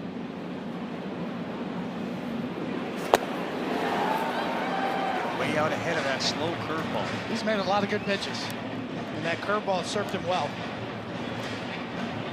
I'm impressed with the splinker too. That sort of super sinker he's featured too. He's kept that one down as well. 0-2, lay center field. Rafaela is right there. And that will end it for Dobbins here in the top of the 4th inning. Story, Campbell, Gonzalez coming up. It's all Red Sox on a Sunday night at Fenway.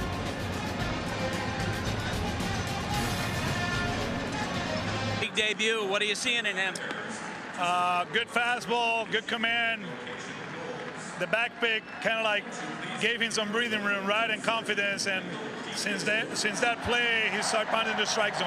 There's so much great in this game, but Wilyer Abreu's throw. What did you see on that play? Well, I saw the base hit. I'm like, okay, go to second. But he plays with so much conviction. He keeps the throws down. And I don't know how hard it was, but it was one of the best I ever seen. Alex, thanks. Call back to you. Trevor Story on the ground to third. Arenado throws out his former Rocky teammate. Trevor Story's been up 3 times. He's been retired 3 times. And he should know, right? Don't hit it to his former teammate who's won 10 Gold Gloves and is just a machine. Anything hit right at him. The answer, by the way, to Cora's question, the throw from Abreu was 90.7 miles an hour. And then our buddy Jordan Walker on his throw to third was 90.1 miles an hour. Get it, Jordan. Think he's still talking out there? Christian Campbell gets his first hit of the night. Next week, where are we going? Sunday night will be out west. Shohei and the Dodgers host Kyle Tucker and the Cubs. Series finale at Chavez Ravine, 7 Eastern time, ESPN and Deportes. ESPN Radio will start at 6 Eastern with baseball tonight. Sunday night countdown.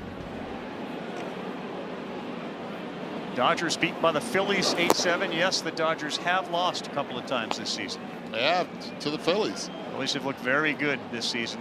How about the Giants out west? Arizona out west. The Padres. There's 4 really, really good teams in the National League West. And hopefully next Sunday, Freddie Freeman will be back in that lineup by that weekend series. Blake Snell went on the IL, shoulder issue.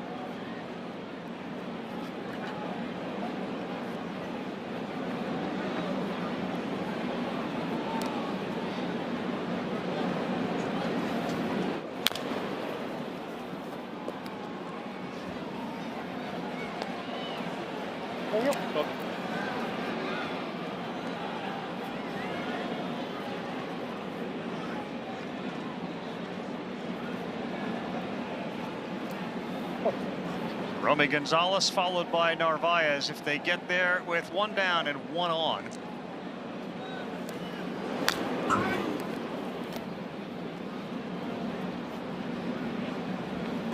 So in game 1 for the Red Sox, we're honoring the 1975 World Series team. Yep. To see those guys, I mean, that was right in my sweet spot. I mean, that's when I fell in love with Louis Tiant. 75 World Series. Sure. My dad didn't fall in love with Louis Tiant too much in 75. He was absolutely filthy coming back. And he liked the ephus from Bill Lee, though, right? Oh, he loved it. Over the monster. Spaceman was part of that celebration. He was rolling around out here, along with the 2 guys that made that team go as like 22-year-olds in Rice and Lynn. And that's what a lot of people don't recall is Jim Rice was hurt for the World Series, and they did not have him. An excellent team in 1975, but a really great World Series. 7 games. Here you go, Cody, just to bring you back a little bit.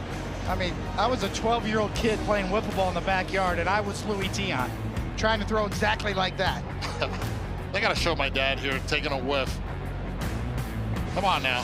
Fred Lynn said about Louis Tiant, the late great Louis Tiant, was he's the only pitcher I've ever seen look at me when I was in center field while he was pitching. And he reinvented himself because of a shoulder injury when he was with the Cleveland Indians, and then went to Atlanta, if I'm not mistaken. And that was just a spring training before the Red Sox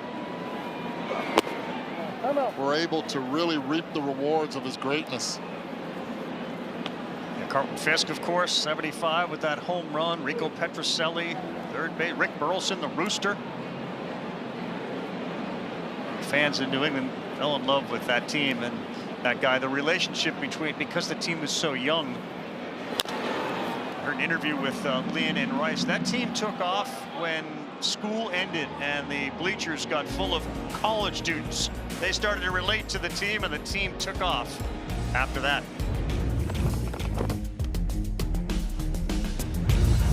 Nolan Arenado off to a good start for you guys. Tell me what you're seeing in him so far this season. Man, this is a guy that puts in a lot of work, and he's hard on himself, and he had a really good offseason.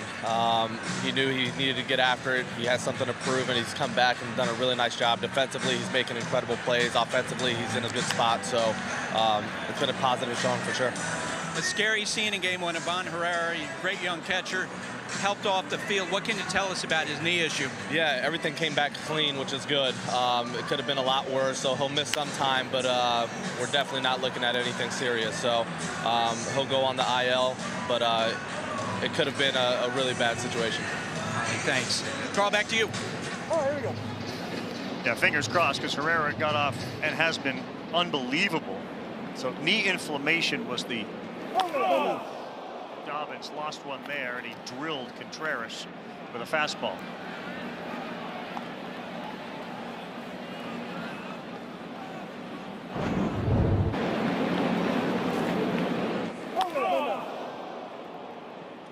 And the scariest part of a hitter right here is when you hear the watch out. Catcher will yell it, umpire might even say it, but you're going to get hit on the pad. 0-2. At least it was on the pad. That's why you're wearing the pad, right? Yeah. The man has chewed the tape off his bat, so he can deal with a lot of things that others probably can't. He did describe that tape as disgusting. Donovan now up, and this guy Brendan Donovan, he sort of superseded the whole torpedo bat thing with his own bat. Eduardo, we sent him sort of as Inspector Eduardo to find out all about the lumber that Brendan Donovan swings.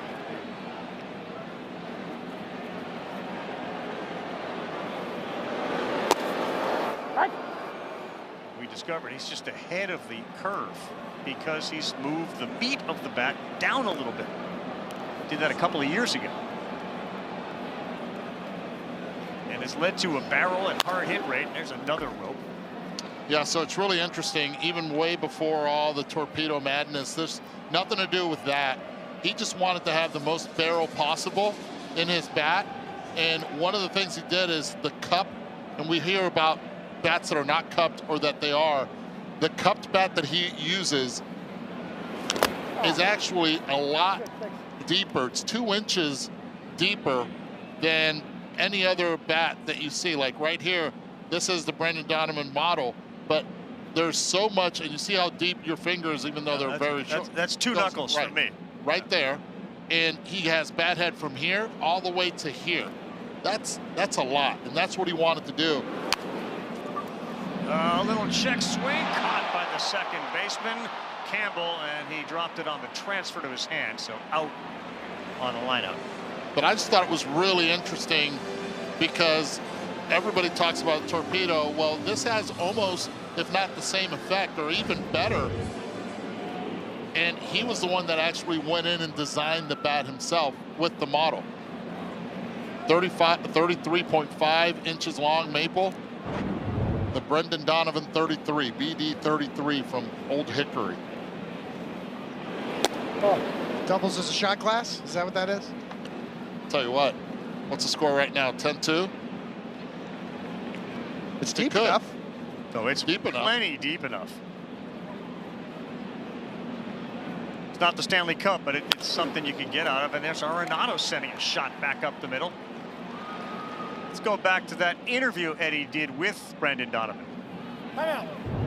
This goes back to 2021, where I was like, man, I want to make this thing as dense as possible in this range because this is where I'm making most of my contact. So I made my cup a little deeper and I pushed the density down further on the bat. So the barrel is big. Like I've had guys come up to me and say, hey bro, you're cheating, your barrel's too big. But I was like, nah man, when you make contact around the handle, you need something a little bit more dense in here. So and then flare this knob out a little bit. It gives it a little bit more of a counterbalance because this barrel is so much bigger. But I've been swinging this bat since 2021. Just a brilliant idea. And there's the comp right there of a regular cupped bat and how deep. Full can in one, half can in the other. Yes. But we were talking density, talking the ability of being able to have a balanced weapon in your hand at the plate.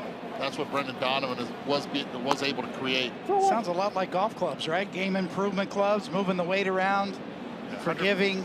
Forgiving, exactly. Miss the face and still do damage.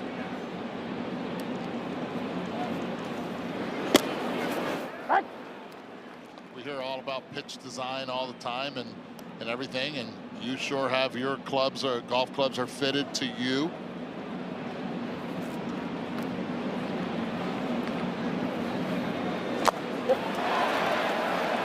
And to add to it, Ivan Herrera had 3 home runs the other day. All 3 home runs came with the Donovan bat. The Donovan bat. Yeah. We got to come up with a name. If it's not torpedo, what should it be? How about that pitch right there, Coney? Very well done. He's thrown that ball exceptionally well, that particular pitch. Arm side to get Burleson. Yeah, guys, something that was missed by all these teams placing mass orders of torpedo bats over the last week. Personalization? Yes, that's what was working for Anthony Volpe and some of the Yankees. It's a thing. So if everybody's wearing a particular pant, you don't just call up and say, just send me the pant. You tend to need to get your size. It helps. The hitters need something. I mean, we've been talking about pitchers and pitch design and technology for pitchers. And hitters deserve one. Record low batting averages, record high strikeouts for hitters. That's why it felt like when this whole thing started 8 days ago, it was like hitters seeing this oasis of, oh my God, a magic bat. And everyone running toward it, swimming toward it. And it was a mirage for some of them.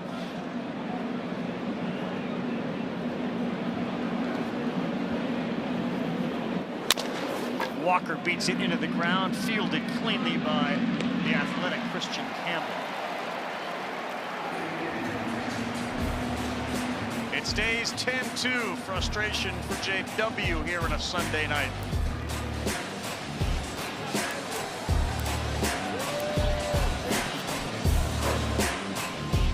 ESPN is presented by Capital One. What's in your wallet? High fives, handshakes, hugs all around for that guy right there. Hunter Dobbins is in line to pick up a victory in his major league debut. There is the line for him, 5 innings. He gave up 8 hits, just a couple of earned runs. He struck out 5. Coney's been checking the numbers, the spin rates. You're impressed by? Absolutely. Kid's got good stuff. His velocity's up. 4-pitch mix. Threw them all for strikes. All right, so we start with Rafaela and then Duran and Rafael Devers, according to ESPN Bet live odds. You check it out. Devers home run tonight. Leaning against right now, but ESPN Bet Sportsbook customers can get 100 bonus bets after you make your first $10 wager. You download the ESPN Bet app, sign up with the promo code HOMERUN to get started. The Red Sox did not push a run across their last half. They had scored in their previous 5 consecutive innings. They had 2 in the 9th of game 1. They scored 1 to walk it off in the 10th. And then they scored the first 3 innings tonight before hanging a bagel up there in the 4th.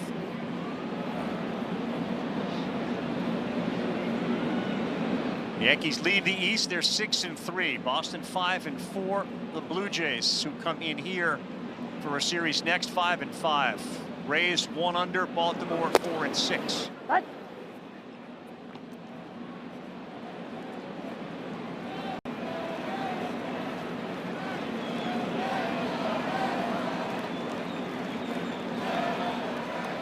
And 1 to Cedar Rafaela. Arenado strong to get him.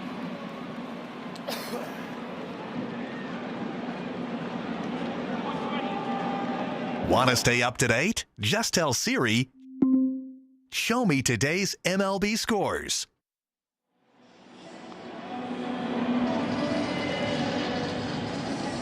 Arenado making a Gold Glover play, making it look really easy, right? Took the extra step to get the ball out of the glove. So good on the run. Well, you guys talked about outfielders knowing about the speed of the base runner. This guy's quick, and Arenado knew what he had.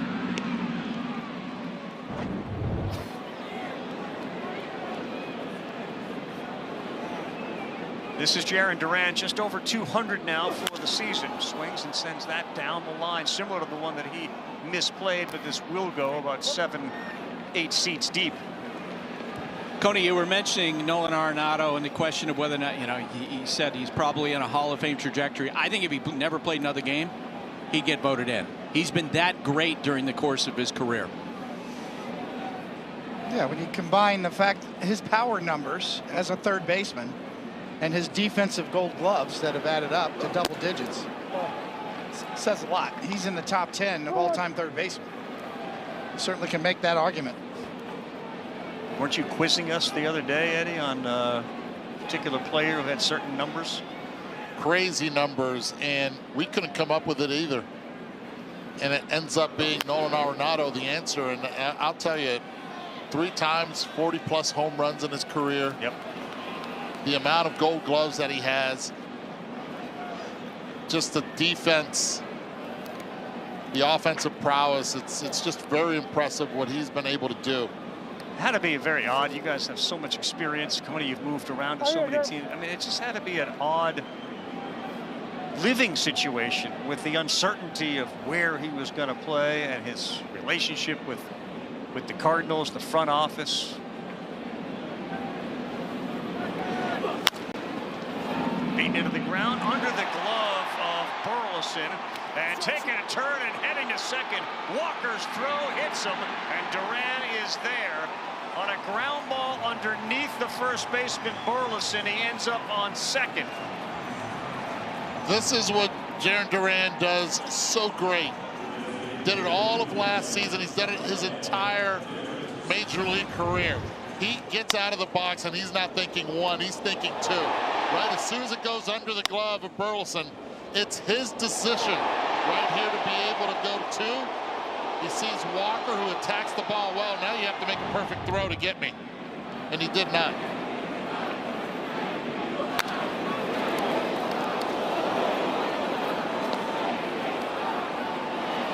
Remember, Duran last year led baseball in doubles and tied for the lead in triples. It was the 8th time that a player led in doubles and triples for a season. It's a list that's got great Lou Brock on it in 68. Stan the Man did it. Cardinal fans 48 and 43. Ty Cobb, Honus Wagner also on the list. Devers sends this one high and deep. Left center field, off the wall. Rafael Devers is back. The Red Sox score their 11th run. Devers has been on 4 times tonight. He has scored 3 times. Remember the walls behind home plate where they would say just no pepper and all that? Well, there's been a lot of peppering going on, and this one was a changeup that stays up. And Rafael Devers, all evening and day long, he has been thinking left field. I'm not trying to pull anything. Making a living out of it today. Bregman has a single, a double, and a home run. You guys remember how David Ortiz would always talk about the wall as like his friend? You know what he called it, Buster? His security blanket. Right. 19 extra base hits in 24 games at Fenway Park for Alex Bregman. Well, the late, great Dan Quisenberry, the reliever for the Royals, described the Green Monster as having a heartbeat. When you're on the mound, you could almost feel the beat of the monster, especially with guys like Devers hitting line drives off of it.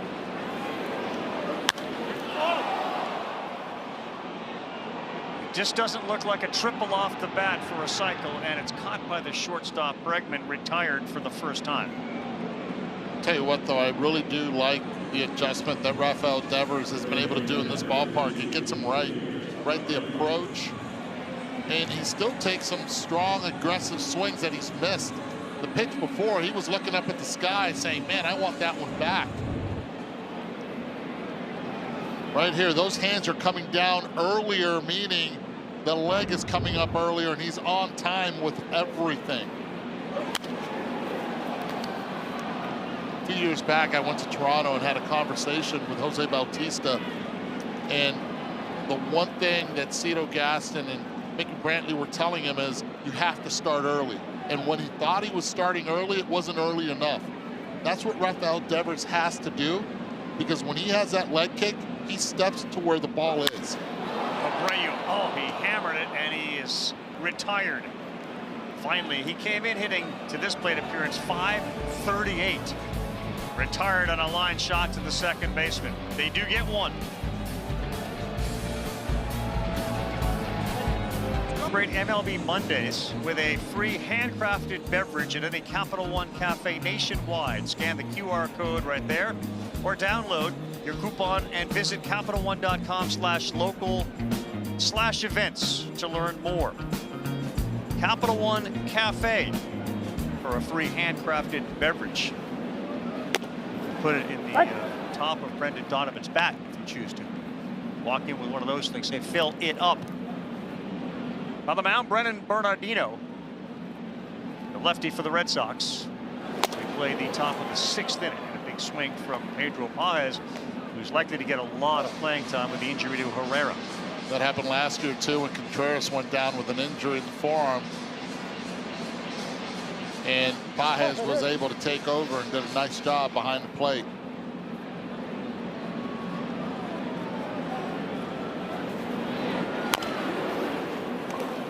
Bregman, fair territory. He throws on the run like Arenado, and he gets Paez.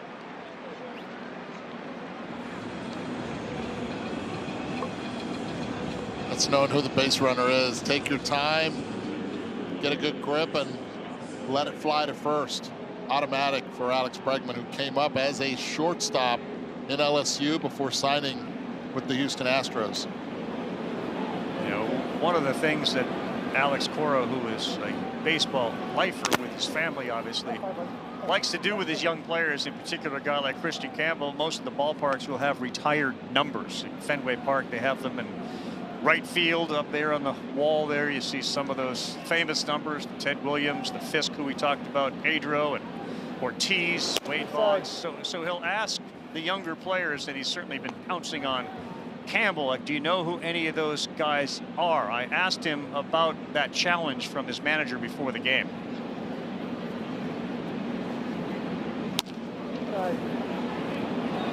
Does your manager grill you about former players, like guys from, 1960 and 70? Is that like a quiz he tries to pose to you daily?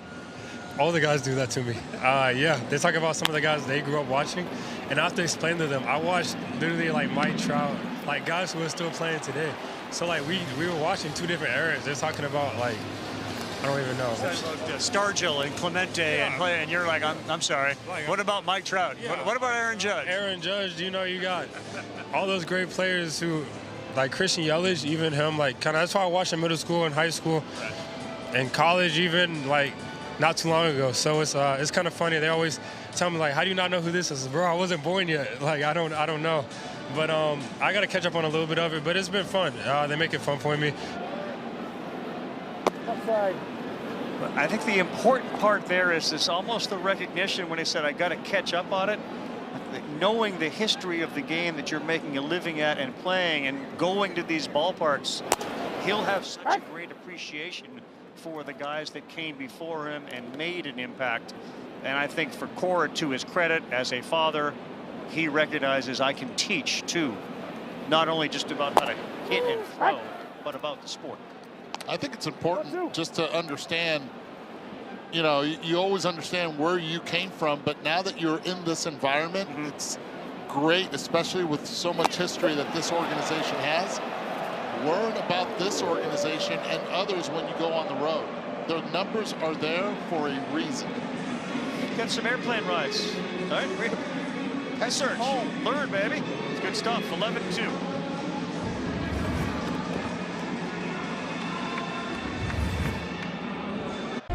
Well, it's a tradition unlike any other, and we will have exclusive first and second round coverage of the 89th edition of the Masters Tournament from Augusta, April 10 and 11, 3 to 7:30 Eastern on ESPN both days. If you love golf, it is one of the great Thursday, Friday events of all time. Once again, ESPN Plus have the featured hole and featured group coverage, all 4 round SportsCenter dedicated coverage the entire week. 0-1, the swing and miss from Trevor Story. A couple of subs in the game, center field, Michael Ciani. And Thomas Sagasi replaces Arenado at third. He played in game 1, and there is Ciani in center field who can just go and get it. All right, Trev, here we go. Just back to the sort of the history stuff. I remember a great story when we were doing a game with Tim Kirkshin, and he brought up Archie Vaughan, and it was in relation to a statistic involving Derek Jeter. And Jeter actually, a couple of weeks later at a game, sought out Tim and said, tell me about Archie Vaughan. I want to know who he was. So that desire, that thirst, you know, being around all the players, even in the association, it's almost an obligation. Yes. And an obligation to pass it on. So I love what Alex Cora is doing down there and sort of teaching the history of the game to his players as they go along and visit these ballparks. Yeah, and what a special day Friday must have been for that. The 50th anniversary of the 1975 team. And so there's Carl Yastrzemski. And there's Jim Rice and Fred Lynn and Dewey Evans right in front of the players. It was cool seeing the Red Sox players watching that ceremony. There you go. Trevor Story knocks one all the way to the wall. Trevor Story with the double as Boston continues to pile up extra base hits amongst all their hits. That's Trevor Story's first hit of the night. He looks healthy again, Eduardo. I mean, we know he's been through his injury issues. You know he's had trouble getting going here. This is probably the first year where you're getting the full story. You're getting the full Monty with Trevor Story. Red Sox fans are going to find out this guy can play a little bit. And he finally had an off season where he could just train for the sport, not try to rehab an injury. The Red Sox have 6 doubles tonight. Perennially, they lead the majors or are at the top of the doubles leaderboard every year. There have been 9 doubles tonight by 9 different players, and again 6 by the Red Sox.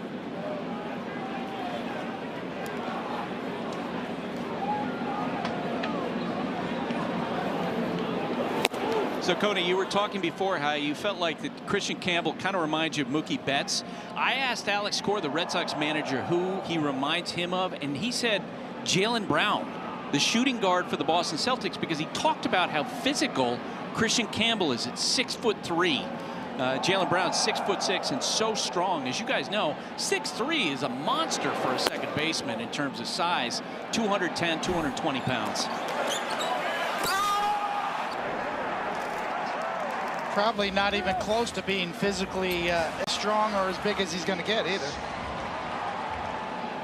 Can he jump like Jaylen Brown? And he should have consulted with Brown, because Brown signed a massive contract. But he was very sincere and humbled by the contract the Red Sox gave him, and said it was life-changing for his family, life-changing money. Well,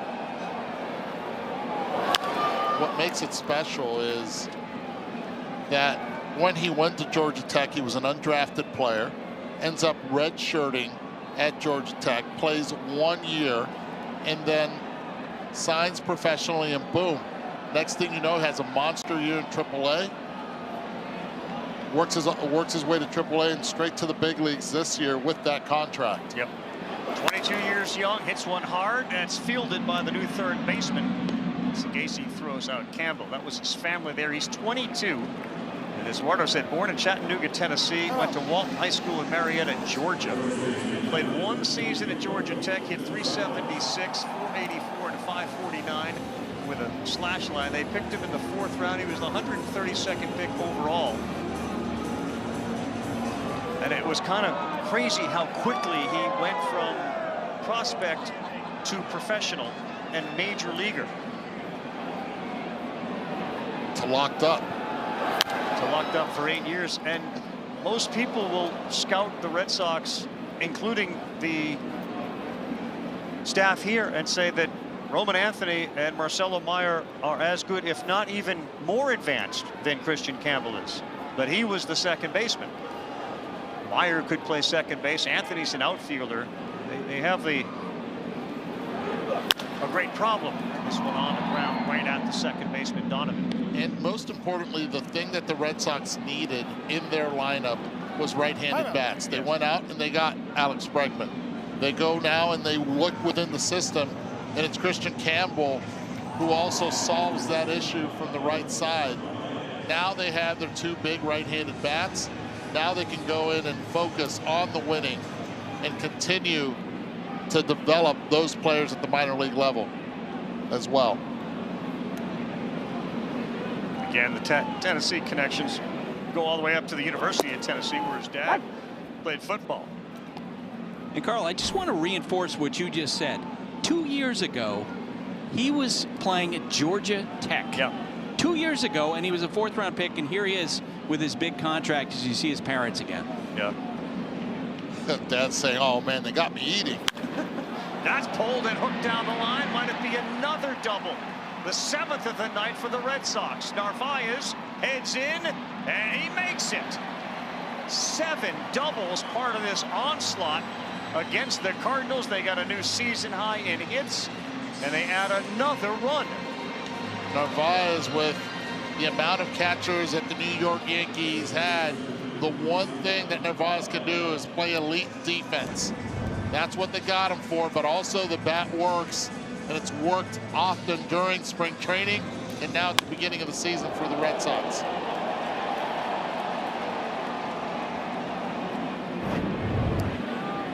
His second double of the night.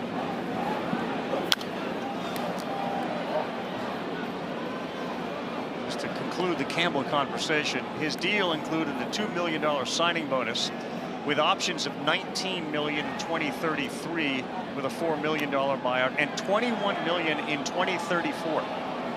2034 feels like it's forever from now. That one gets away, and Narvaez will take the extra 90.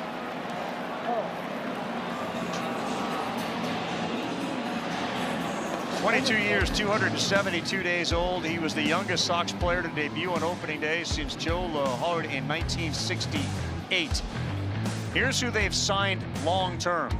Campbell, Rafael, Bayo, who's coming back from injury and has thrown a rehab start. And, of course, recently here, Garrett Crochet.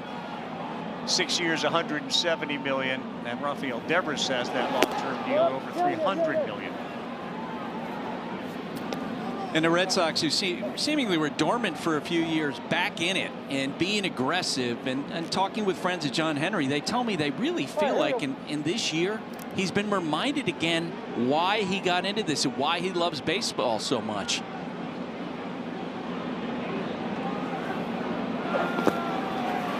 Just think about it. Last year, it was Jackson Merrill who, after 1 year, ends up signing, and this starts next year, the 9-year, $135 million deal. That's after 1 year service time. The Red Sox really believe that Christian Campbell is going to be that elite. They're gambling on the contact, the athlete, the persona. I think it's a great gamble. A gamble on Campbell. 2-2. And that one is towards the seats, and we'll get there. Especially on the back end when you have club options on the very back end of the deal. If he projects out the way he's going to, or the way everybody thinks, that will be a bargain for the Red Sox.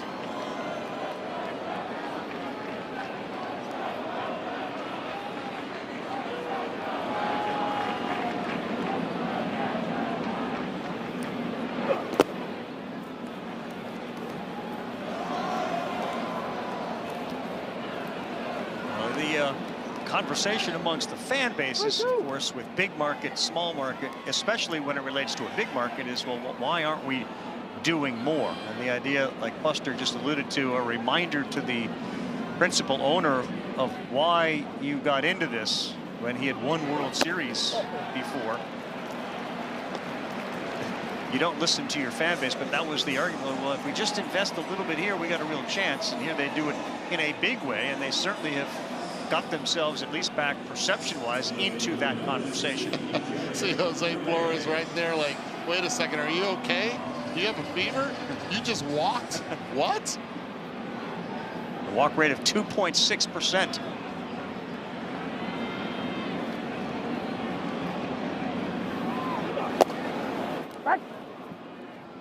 It's nice to be talking about young players and contracts as opposed to service time manipulation and surplus value and squeezing an extra year out of the contractual control the clubs have. So it's a nice story.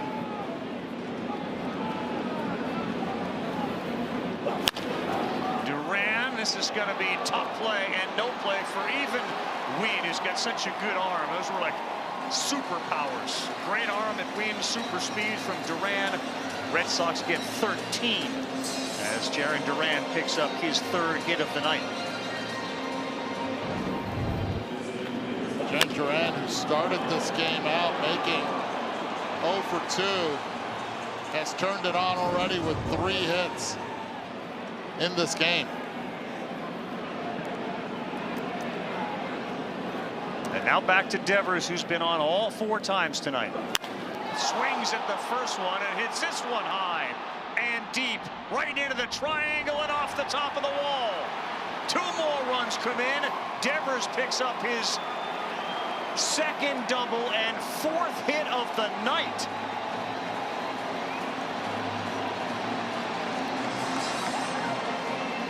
Continues to pepper that wall. Again,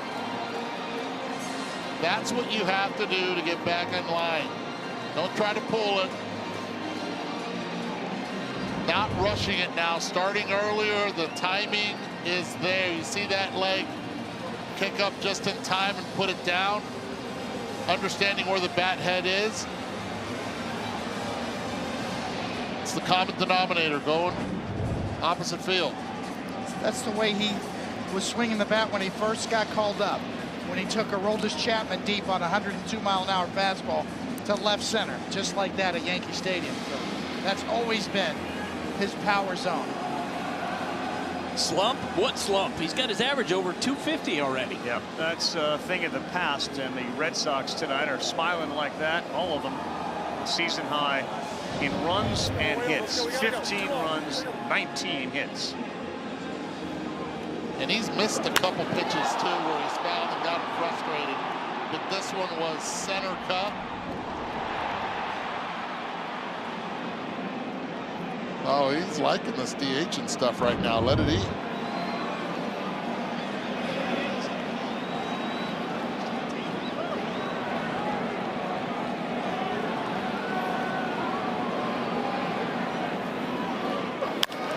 Bregman swings, pulls one, and clank again off the wall. Alex Bregman to second base. He's in with the double. The Red Sox continue to torture the Green Monster. Uncle. They now have 20 hits in the game. Nearly half of them doubles. That's what you call home field advantage. You see how he brings those hands in and through the bat head? Notorious for always looking at video. And always in that video room, Alex Bregman. Alligator built for this park.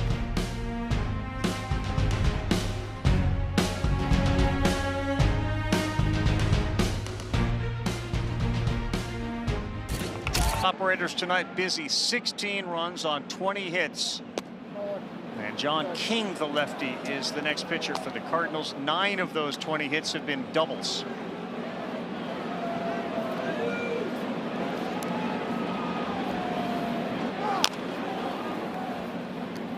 I would think, and I can look this up, the average exit velocity on Wilyer Abreu's bats tonight have to be in the 100 miles an hour, the average.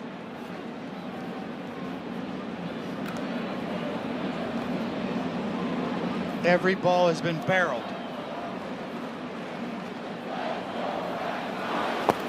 On the season, the Red Sox have 25 doubles.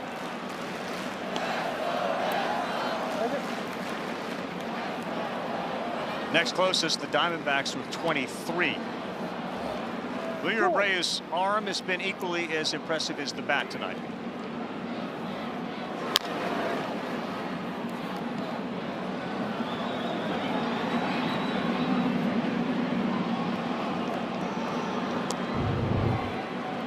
How about this StatCast graphic right here for Wilyer Abreu in the single and the double?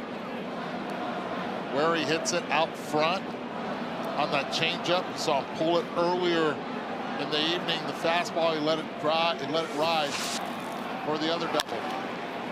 This one in the hole. Wynn's got a great arm. Nice play. Mason Wynn took a hit away from Abreu. Terrific play by the athletic shortstop of the Cardinals. It's as good as it gets. Seen a handful of guys throw the baseball at 90 miles an hour plus from the outfield, and Wynn steady, fire, flush him.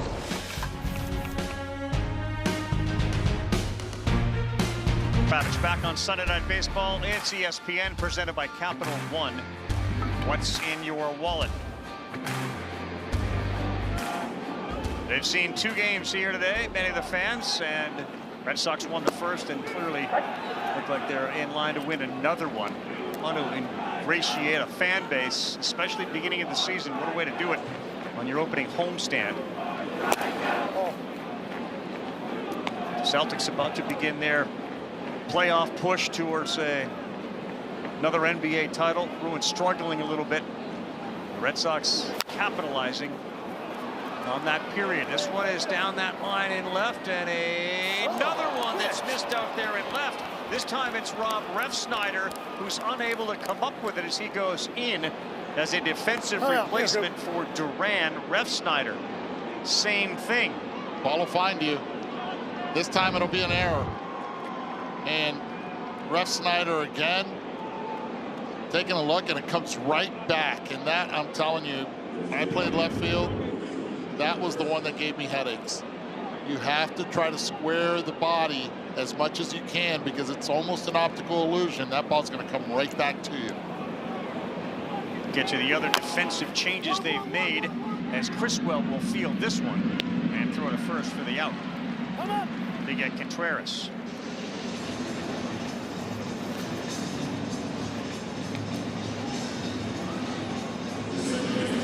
Tristan Casas has gone in to play first base. Romy Gonzalez has moved over to third base.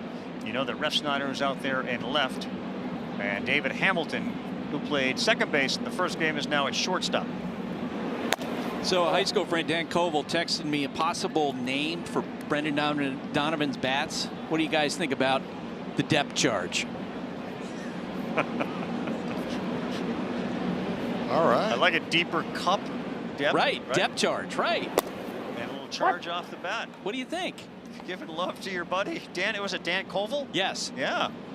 Like a long time friend of yours? Yeah, since high school. All right. Played Stratomatic against each other in high school. And you know our friend Tim Kirkchen's in the Stratomatic Hall of Fame. So heard that. I love Strato. That's another great. You talk about teaching baseball and players. That's Stratomatic was a great way.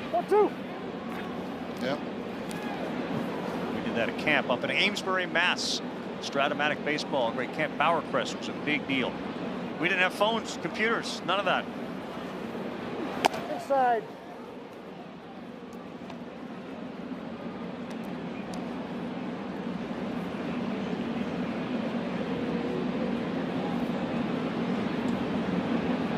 Well, let's see if the depth charge can deliver here against Criswell.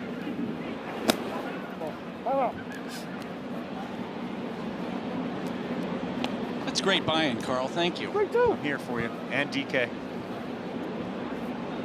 Speaking of DK, you know, our buddy Daniel Kim is coming back to the States. He'll be at Citi Field. Can't wait to talk to Daniel. I think he said early May.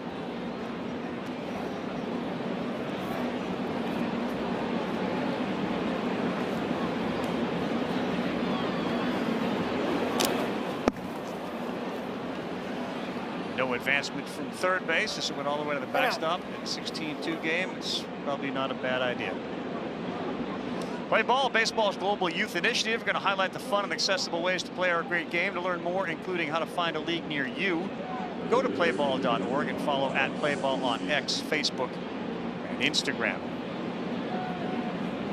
A little chilly. This is a sweatshirt, kind of a winter coat night, depending on your ability to handle the cold weather. It's in the 40s.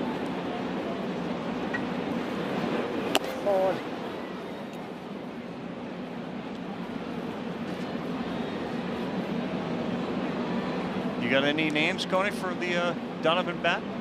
Well, I peeked at Twitter in between innings, and there was one suggestion from that platform, and it was from the Ray Donovan show. I watched. Yeah, I sure did. There we go. The Fixer. The Fixer, yeah. Yes. So the bat is the Fixer. Yes. Yeah. Thought you were going to chat GPT it. This is Thomas Sajaci with first and third for the Cardinals, and he reaches out, sends one to left. Ref Snyder catches and says, "Thank you very much." There's the run for the Cardinals. I'll throw to second.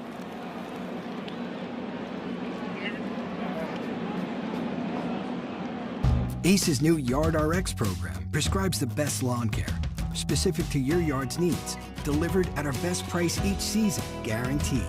From our store to your front door. ACE is the place with the helpful hardware, folks.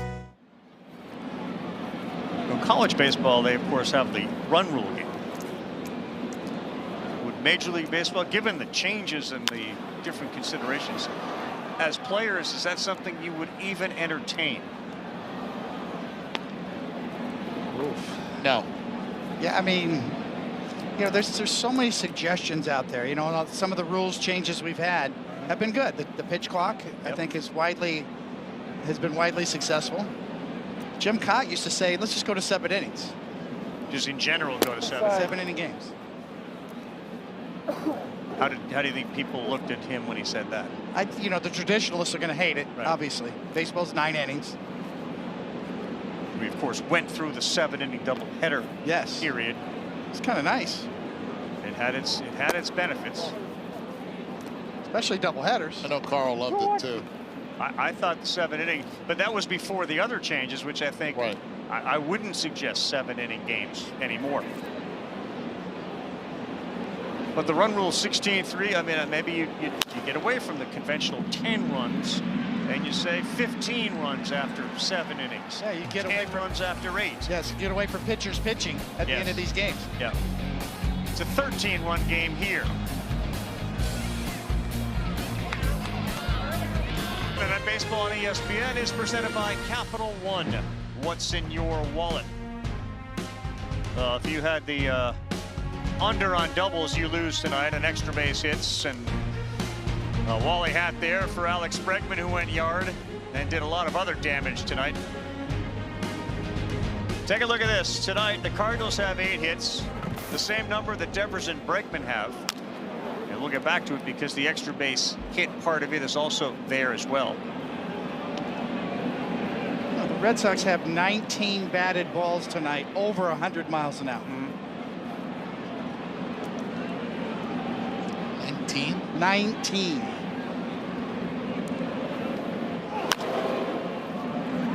Well, 2 hopper off the bat of Hamilton, who is thrown out. Oh, it took me 27 years, but I finally moved it. Well, Bregman's got 20 extra base hits in his first 24 career games. Tronk, Travis Hafner, the former great Cleveland Indian, at 21. But there's the 5 extra base hits to the Cardinals 3 and 9 runs batted in between the 2 of them. Start looking around, and Eduardo, with what you do on MLB radio and follow all 30 teams closely. Lineups. You know, this is aberrational, obviously, with the number of hits and runs, but would this be considered one of the top lineups offensively in the majors? I think it has its potential.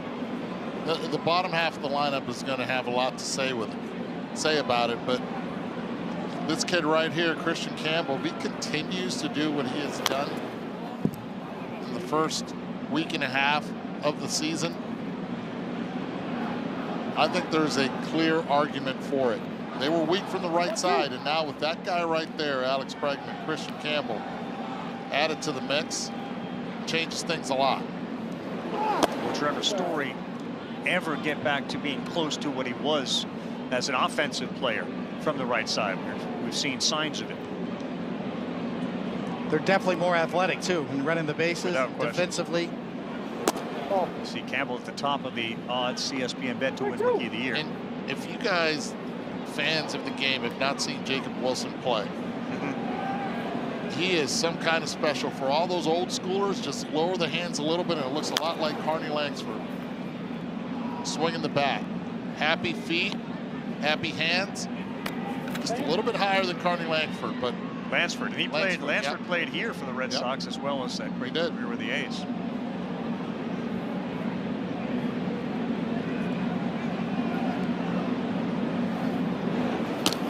Great. Now Christian Campbell's going to have to go look up Carney Lansford, I think, right? Alex Gordon needs to ask him about it. You know, one thing that's really cool in the American League this year is that you can chart a reasonable path for so many teams to get through into the playoffs, maybe the League Championship Series, get to the World Series, because there's such balance in the American League this year.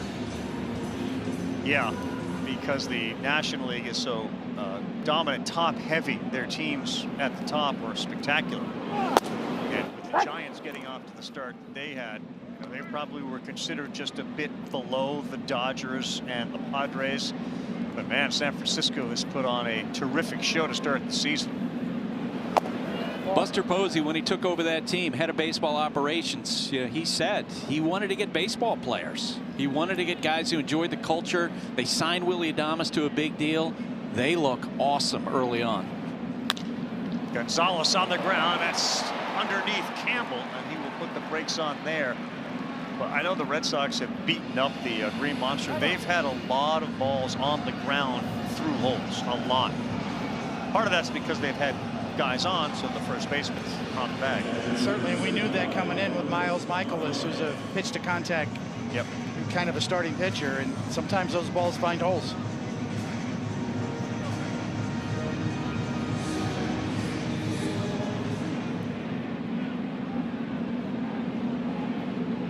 Here is Narvaez. Look at the OPS just to start the season for the catcher. Red Sox 21 hits, ties the most by any team in baseball this season, as early as the season is. Chicago Cubs did that against the A's. We'll see the Cubs next Sunday night against the Dodgers. All right, here you go, Coney. You kind of asked for this, the poor green monster out there, and all the balls, the doubles that have been hit tonight, and the exit velocity. How many of them are harnessed by this guy at 109 plus. Again, people often are wondering, why does that matter, the exit velocity, and it exponentially increases the chances of it being a hit. Yeah, hitting the ball hard, swinging the bat fast.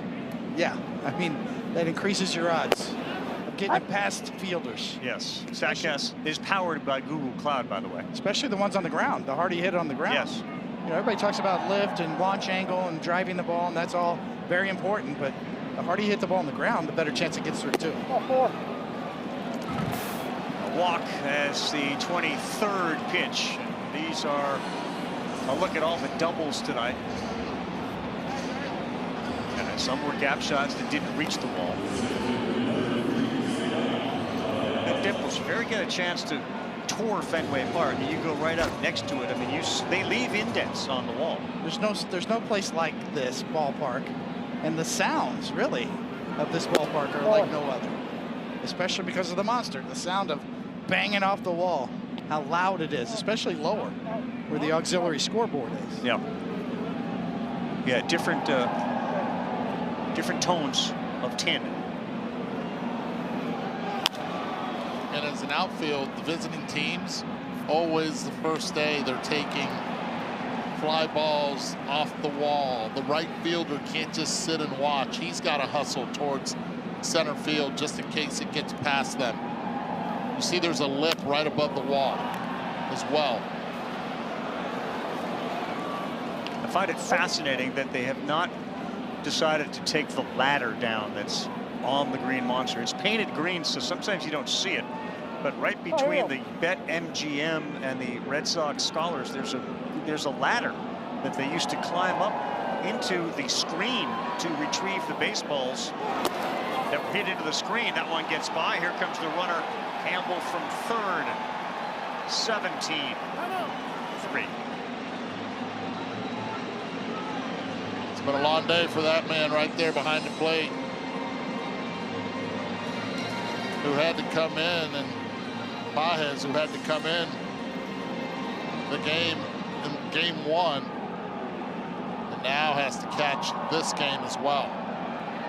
Call that a pass ball on Pages as Rafaela gets ready, bounces one up the middle, challenging play because he can fly, and he's safe. A great effort from Donovan, but Rafaela's athleticism and speed create a safe call and an 18th run.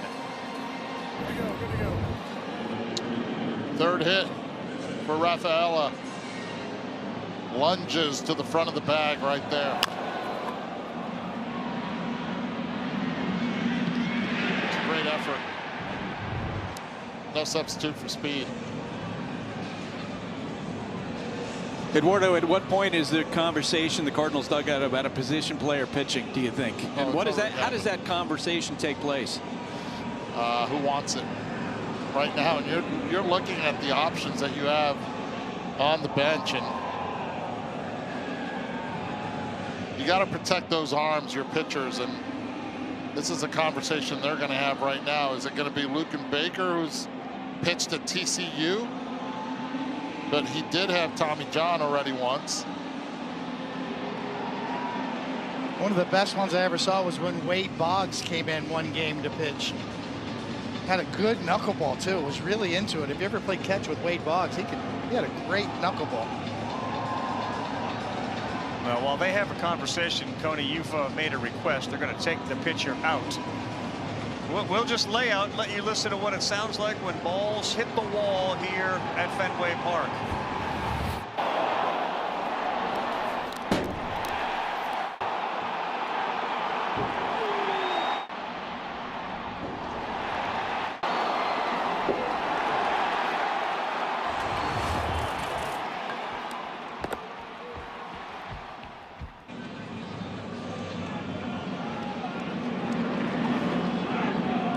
Chris Roycroft next up, and his first pitch is down.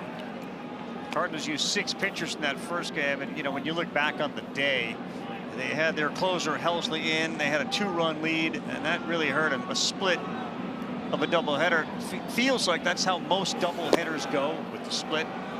But man, they had a chance to ice that game 1 and didn't do it. Ended up losing, and on their way to getting swept in this doubleheader.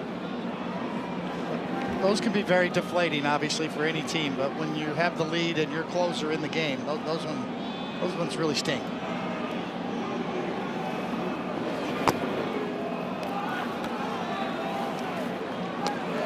This is Rob Refsnyder. He came in for Duran.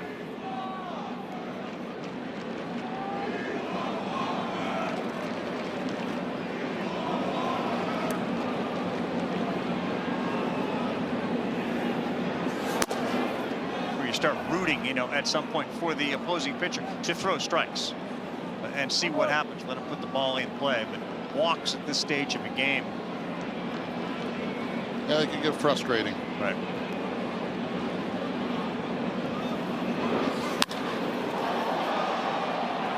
Sky high, playable. Wind goes out and gives way. You can be part of the action like never before. Cast your vote for the MLB Player of the Game. Voting opens after the 6th inning of every game at MLB.com/POTG. Terms and conditions apply. That's a challenging one tonight. Who is the player of the game? You go with the pitcher Dobbins because it's his first career start and win, or do you go with one of these dudes that have all these hits? I gotta give this one right now to. Wow. No, he didn't. Wow, didn't play tonight. Bregman. I know Devers gets 4 hits, but so does Bregman with a home run and 2 doubles. Well, Dobbins is going to be the guy who owns the clubhouse after the game, right? I'm giving it to Dobbins. He is going to get drenched.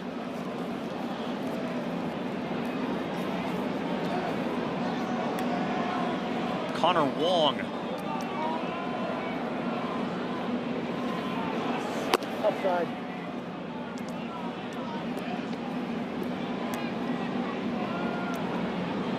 Hold up.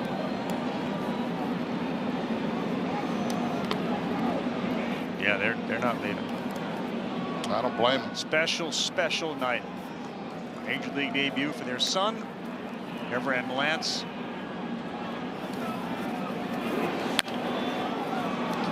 By the way, Lance told me when we were getting ready to talk to him that he was drafted by the Yankees 3 different times, but he couldn't stand the Yankees, so he wouldn't sign. And finally, the 3rd time is like, okay, he wanted to play professionally. He has the Yankee jersey from the minor league system in his closet. He pushed it all the way to the back, especially when his son was drafted by the Red Sox. Where do you think? Did you ever have a chance off camera to ask him where did the sort of love affair with Boston or the Red Sox come from? Yeah, so it was, first off, he's a crazy baseball fan. He played, as I mentioned, and so he would watch, you know, the Cubs during the day, and then later in the day he'd watch the Red Sox, and he became a Red Sox fan. And Hunter and he watched the team together, and they watched the Green Monster. They said, hey, Big Red, we need you to prevent them from going green. Red better than green as a pitcher at Fenway. ESPN is presented by Capital One. What's in your wallet? The game was rained out yesterday after what was ultimately almost a 3-hour delay. So they had Hunter Dobbins on call, and his folks made it here to watch his Major League debut. He was certainly supported by all that offense, and he's enjoying the ride. How long it lasts, he may very well be going back to Worcester after the game.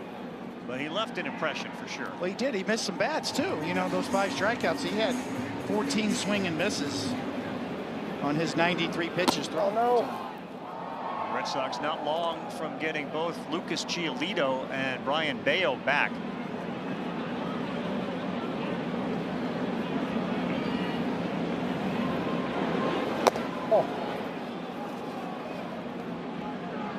Jordan Walker leads off the top of the 8th inning. All right, Eddie, you've seen a lot of history with these Cardinals. Give me your favorite Cardinal of all time. It's Walker. It's one off the end of the bat. Favorite Cardinal all time.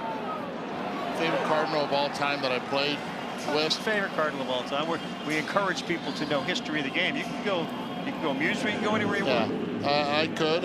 You know what? I'll say pitcher Gibson. Bob Gibson. Yep. Hitter Albert Pujols. I just thought he was, and having played with him and just seeing how he prepped, wasn't a right-handed hitter like him. I've never seen anybody ever play shortstop like Ozzie Smith. The Wizard. And defensively, there's him and everybody else. Yeah. Certainly Stan Musial comes to mind. How far you want to go back? 100%. The tremendous history.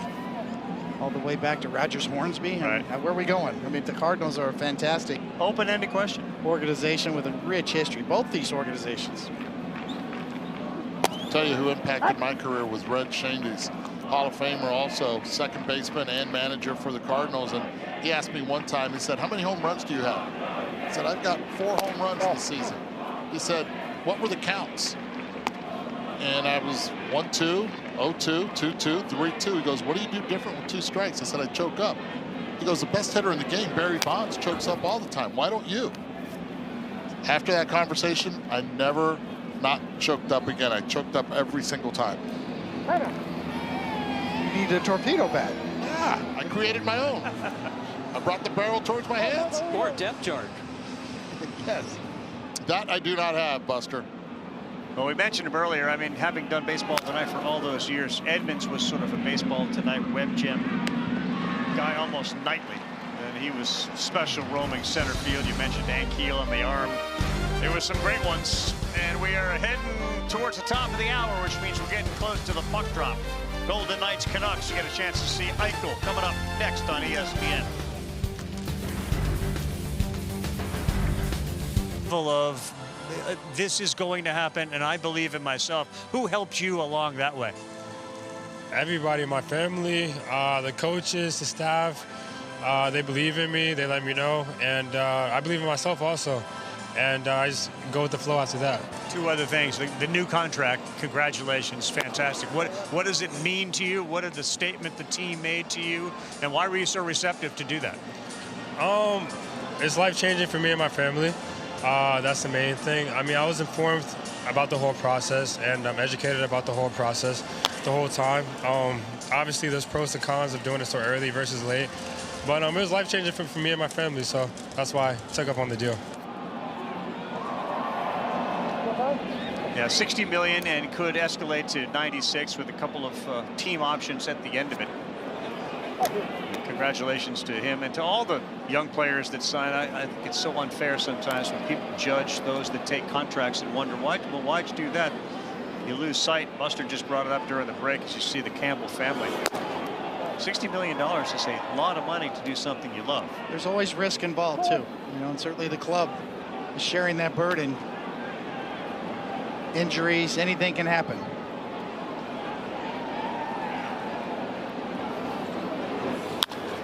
Tristan Casas, right field. Walker, Wall reaches up and brings it back in. Takes a home run away from Tristan Casas. And he hears about it too. And he likes it.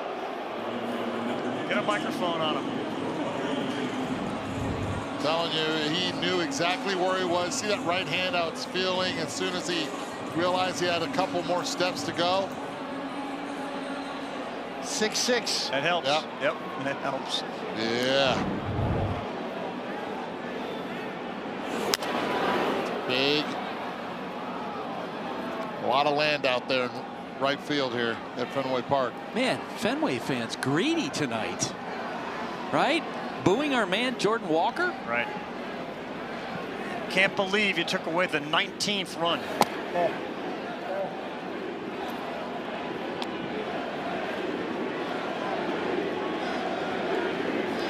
Are they chanting MVP for Abreu already? Yes, they are. Let's start with Player of the Week and then work our way to the month. It's hard, man, to chant player of the week compared to MVP. It just rolls off the tongue a little differently. How do you explain a hitter, Eduardo, that gets hot like that? I mean, the streaks you had as a player. I mean, what is it? I mean, it's just a feel you get. You just stop thinking. You just start doing it. That's the key right there. Stop thinking about it. Get out of your own way and just see the ball and crush it. In this case, be the ball. As simple as it can be said.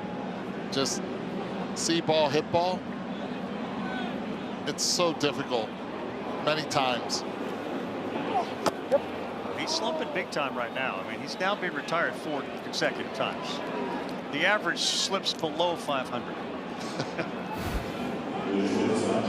Other than that, he's just destroying the baseball. And everyone in baseball is finding out now who Wilyer Abreu is and why Alex Cora has been so enamored with his ability ever since being traded to the Red Sox. And that rocket of an arm is a difference maker in right field, and it got him a Gold Glove. Great jumps. He attacks the ball well, and you saw it right there. Accurate. And now every St. Louis Cardinal player knows about that rocket of an arm. Yeah, and I assume so do all the teams now. When you're and base runners are the ones that generally you try to pick up your third base coach, but oftentimes the ball hit over your right shoulder. You made the call, and in that case, Newpart made the call. I mean, you could see he looked out to see how far Abreu was out in right before he came in. He made that decision. It looked like on his own to go. And for 90+% of the players, it's the right call. It's the right call. Yeah. We are through 8. 18-3, 1/2 to go. All right, everybody, the push for the playoff positioning is on. Less than 2 weeks left in the regular season. Next week's ESPN NBA Wednesday double dip. Lucas returned to Dallas at 7:30 Eastern time, which should be fun. And then Nikola Jokic and the Nuggets take on DeMar DeRozan and the Kings. Our coverage tips, NBA countdown at 7 Eastern time. And we should congratulate, as we look forward to the men's championship game tomorrow night, the UConn women winning another national championship, their 12th, as they destroyed South Carolina today. And Don Staley's team, congratulations to Gino Auriemma and Paige Beckers on an amazing career and the great production that the ESPN team, both Ryan, Rebecca, the studio crew, the production team, make the NCAA Women's Championship and that tournament so special. It is a marquee event, and the UConn women will have a parade in Connecticut as they win another championship.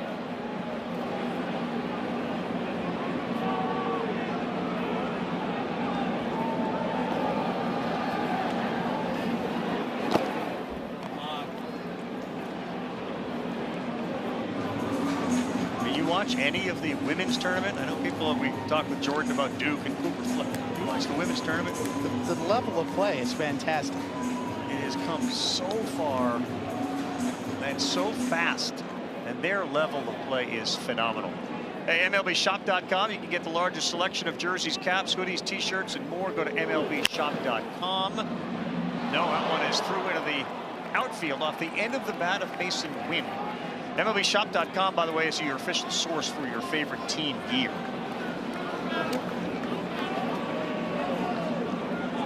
Mason Wynn keeps the night rolling along. Good night last night for the ESPN crew as we enjoyed dinner in the North End. And then you guys all got in line at Mike's Pastry with thousands of other people.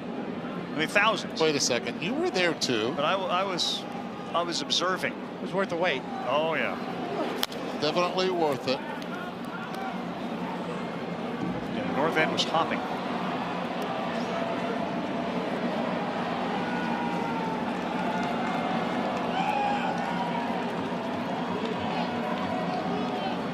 Crushed the chocolate chip cannoli.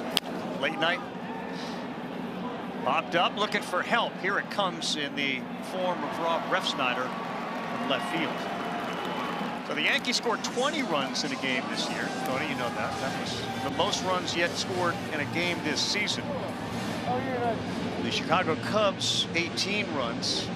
Boston did it with doubles, 9. The Yankees, remember, against the Brewers did it with homers, 9. Cubs had a nice mix of doubles and deep balls, 6 and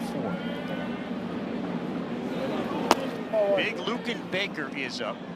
And now, was he a specimen in college, to Eduardo's point, when he was with TCU? And he got hurt, which was a crushing blow to program and to Baker. This guy was a hitting machine, and to Eddie's point, he could pitch, but this guy was special in college. Special in college, and still the home run rate that he has in the minor leagues is right there with Mark McGwire at the big league level, and they're hoping that Lucan that power can translate to this level. Well, just look at him. I mean, he is a big guy. Yes, I'm looking hard to see what kind of measurements they got on this guy, which is no small thing nowadays with the strike zone. Went back in spring training, they have to measure everybody in terms of height, right, to calibrate the strike zones. That is a big strike zone right there.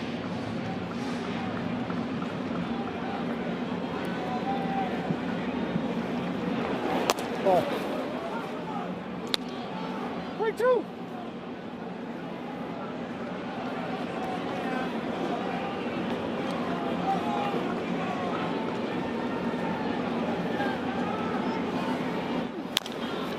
There's that high hopper. They may get 2, and no, they get none. Thrown into right field. So Lucan Baker will end up at first. Wynn goes down to third. Only Gonzalez went sidearm, and he threw a submarine right into right to Wilyer Abreu. Yeah, and then he pushed it a little bit right there. Just never was able to get a good grip on the ball.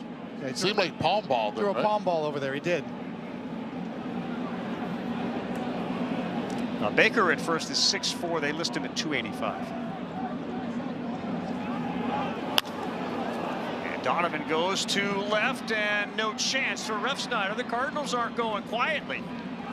Baker breaks on at third. Little double for the cupped bat, and Brendan Donovan is at second base.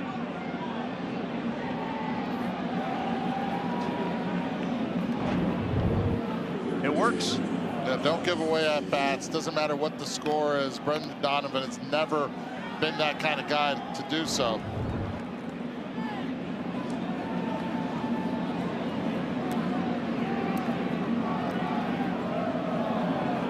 Thomas to JC.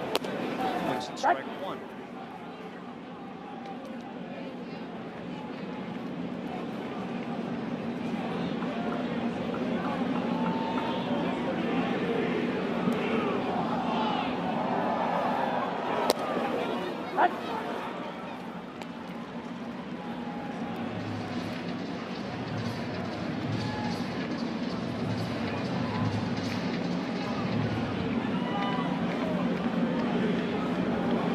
Top 5 prospect in this Cardinals system to JC. 1-2.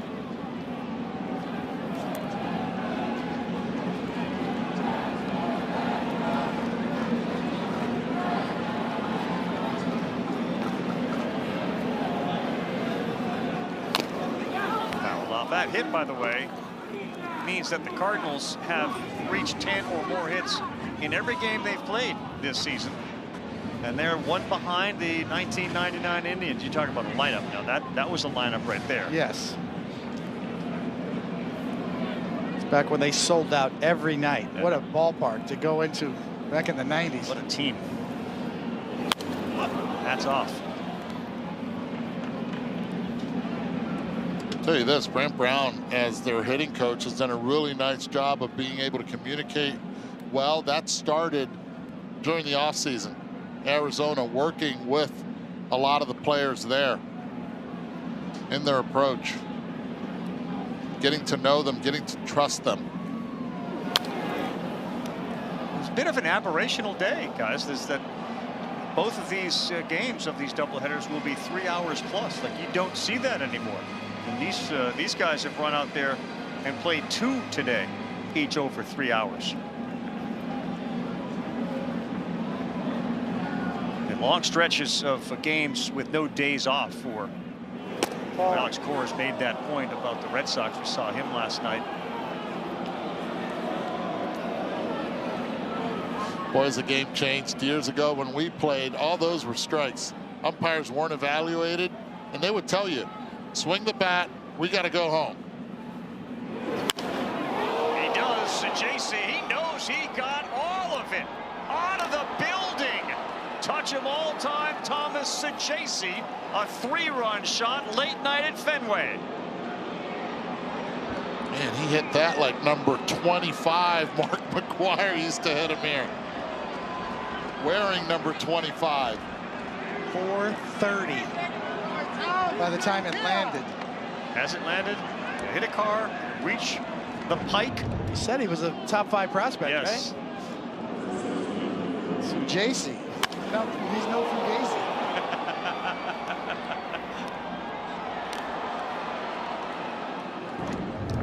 Got out of here in a hurry.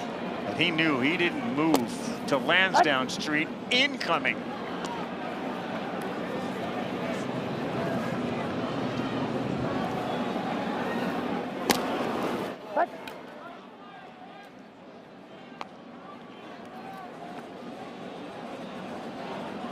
What's it like to hit a ball like that, Eduardo?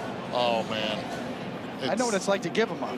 It's a great, I'll tell you what, it's a great feeling because you don't feel it off the bat at all. As soon as you hit it, you know it, especially in this historic ballpark. Look at that. You're a young player. Wow, that feeling. Never forget it. Even in a game like this. Our booth coordinator, Ed Svita, has handed us a note. Eddie, he's got his humor on at 10:15 in the East. Home run in every MLB park and a couple of national parks. Yes.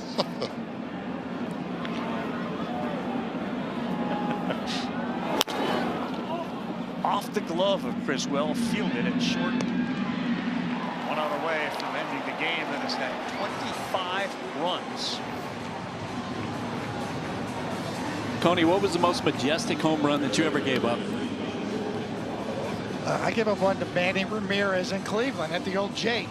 We were just talking about Cleveland. Yeah, it went up over the bleachers to the left and just almost out of the ballpark. Took one bounce up in the concourse in deep left field in Cleveland and was gone. Did you watch it the whole way, or did you just? I did. I watched it the whole bounce. way.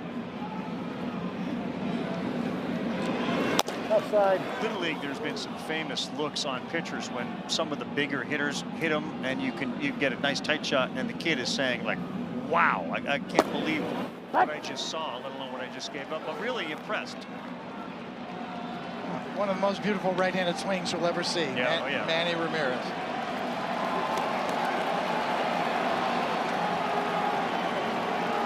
The crowd would like to see it end here. We had a kid in instructional league one time give one up, and he actually met the runner, the guy that hit the home run between third and home, and high-fived him. Yeah. Rick, you don't do that. No. He goes, but he hit it so far.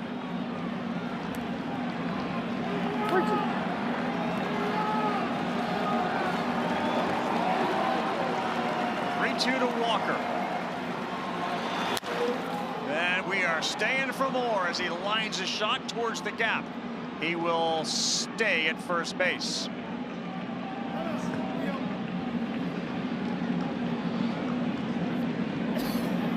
$34th hit of the night.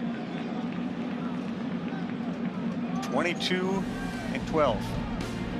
61 pitches now on the mound too. Next Sunday night, baseball matchup, Ohtani, Betts, the Dodgers against Tucker, and the Chicago Cubs. Series finale at Chavez Ravine. 7 Eastern time on ESPN, ESPN Deportes, and ESPN Radio. We'll start at 6 Eastern time with baseball tonight. Sunday night countdown. Now, what are they laughing about? You know, Tristan Casas has to be saying something off the wall over there first. Still talking over there.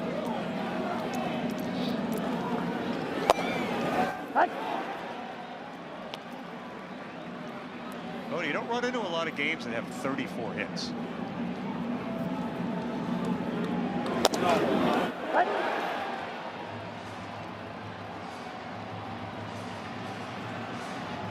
Hockey is coming up next year. We'll get you there ASAP. And there they are. All of 25 runs, 34 hits, 3 E's.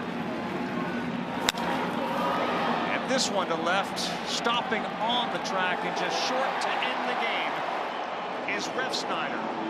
Boston gets the brooms out. They sweep the Cardinals, and they do it in pretty dominating fashion.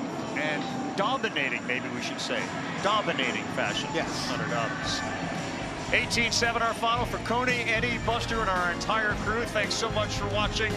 Our good friend Mike Monaco's in Vancouver. He will have the Golden Knights and Canucks. Take it away, Mike.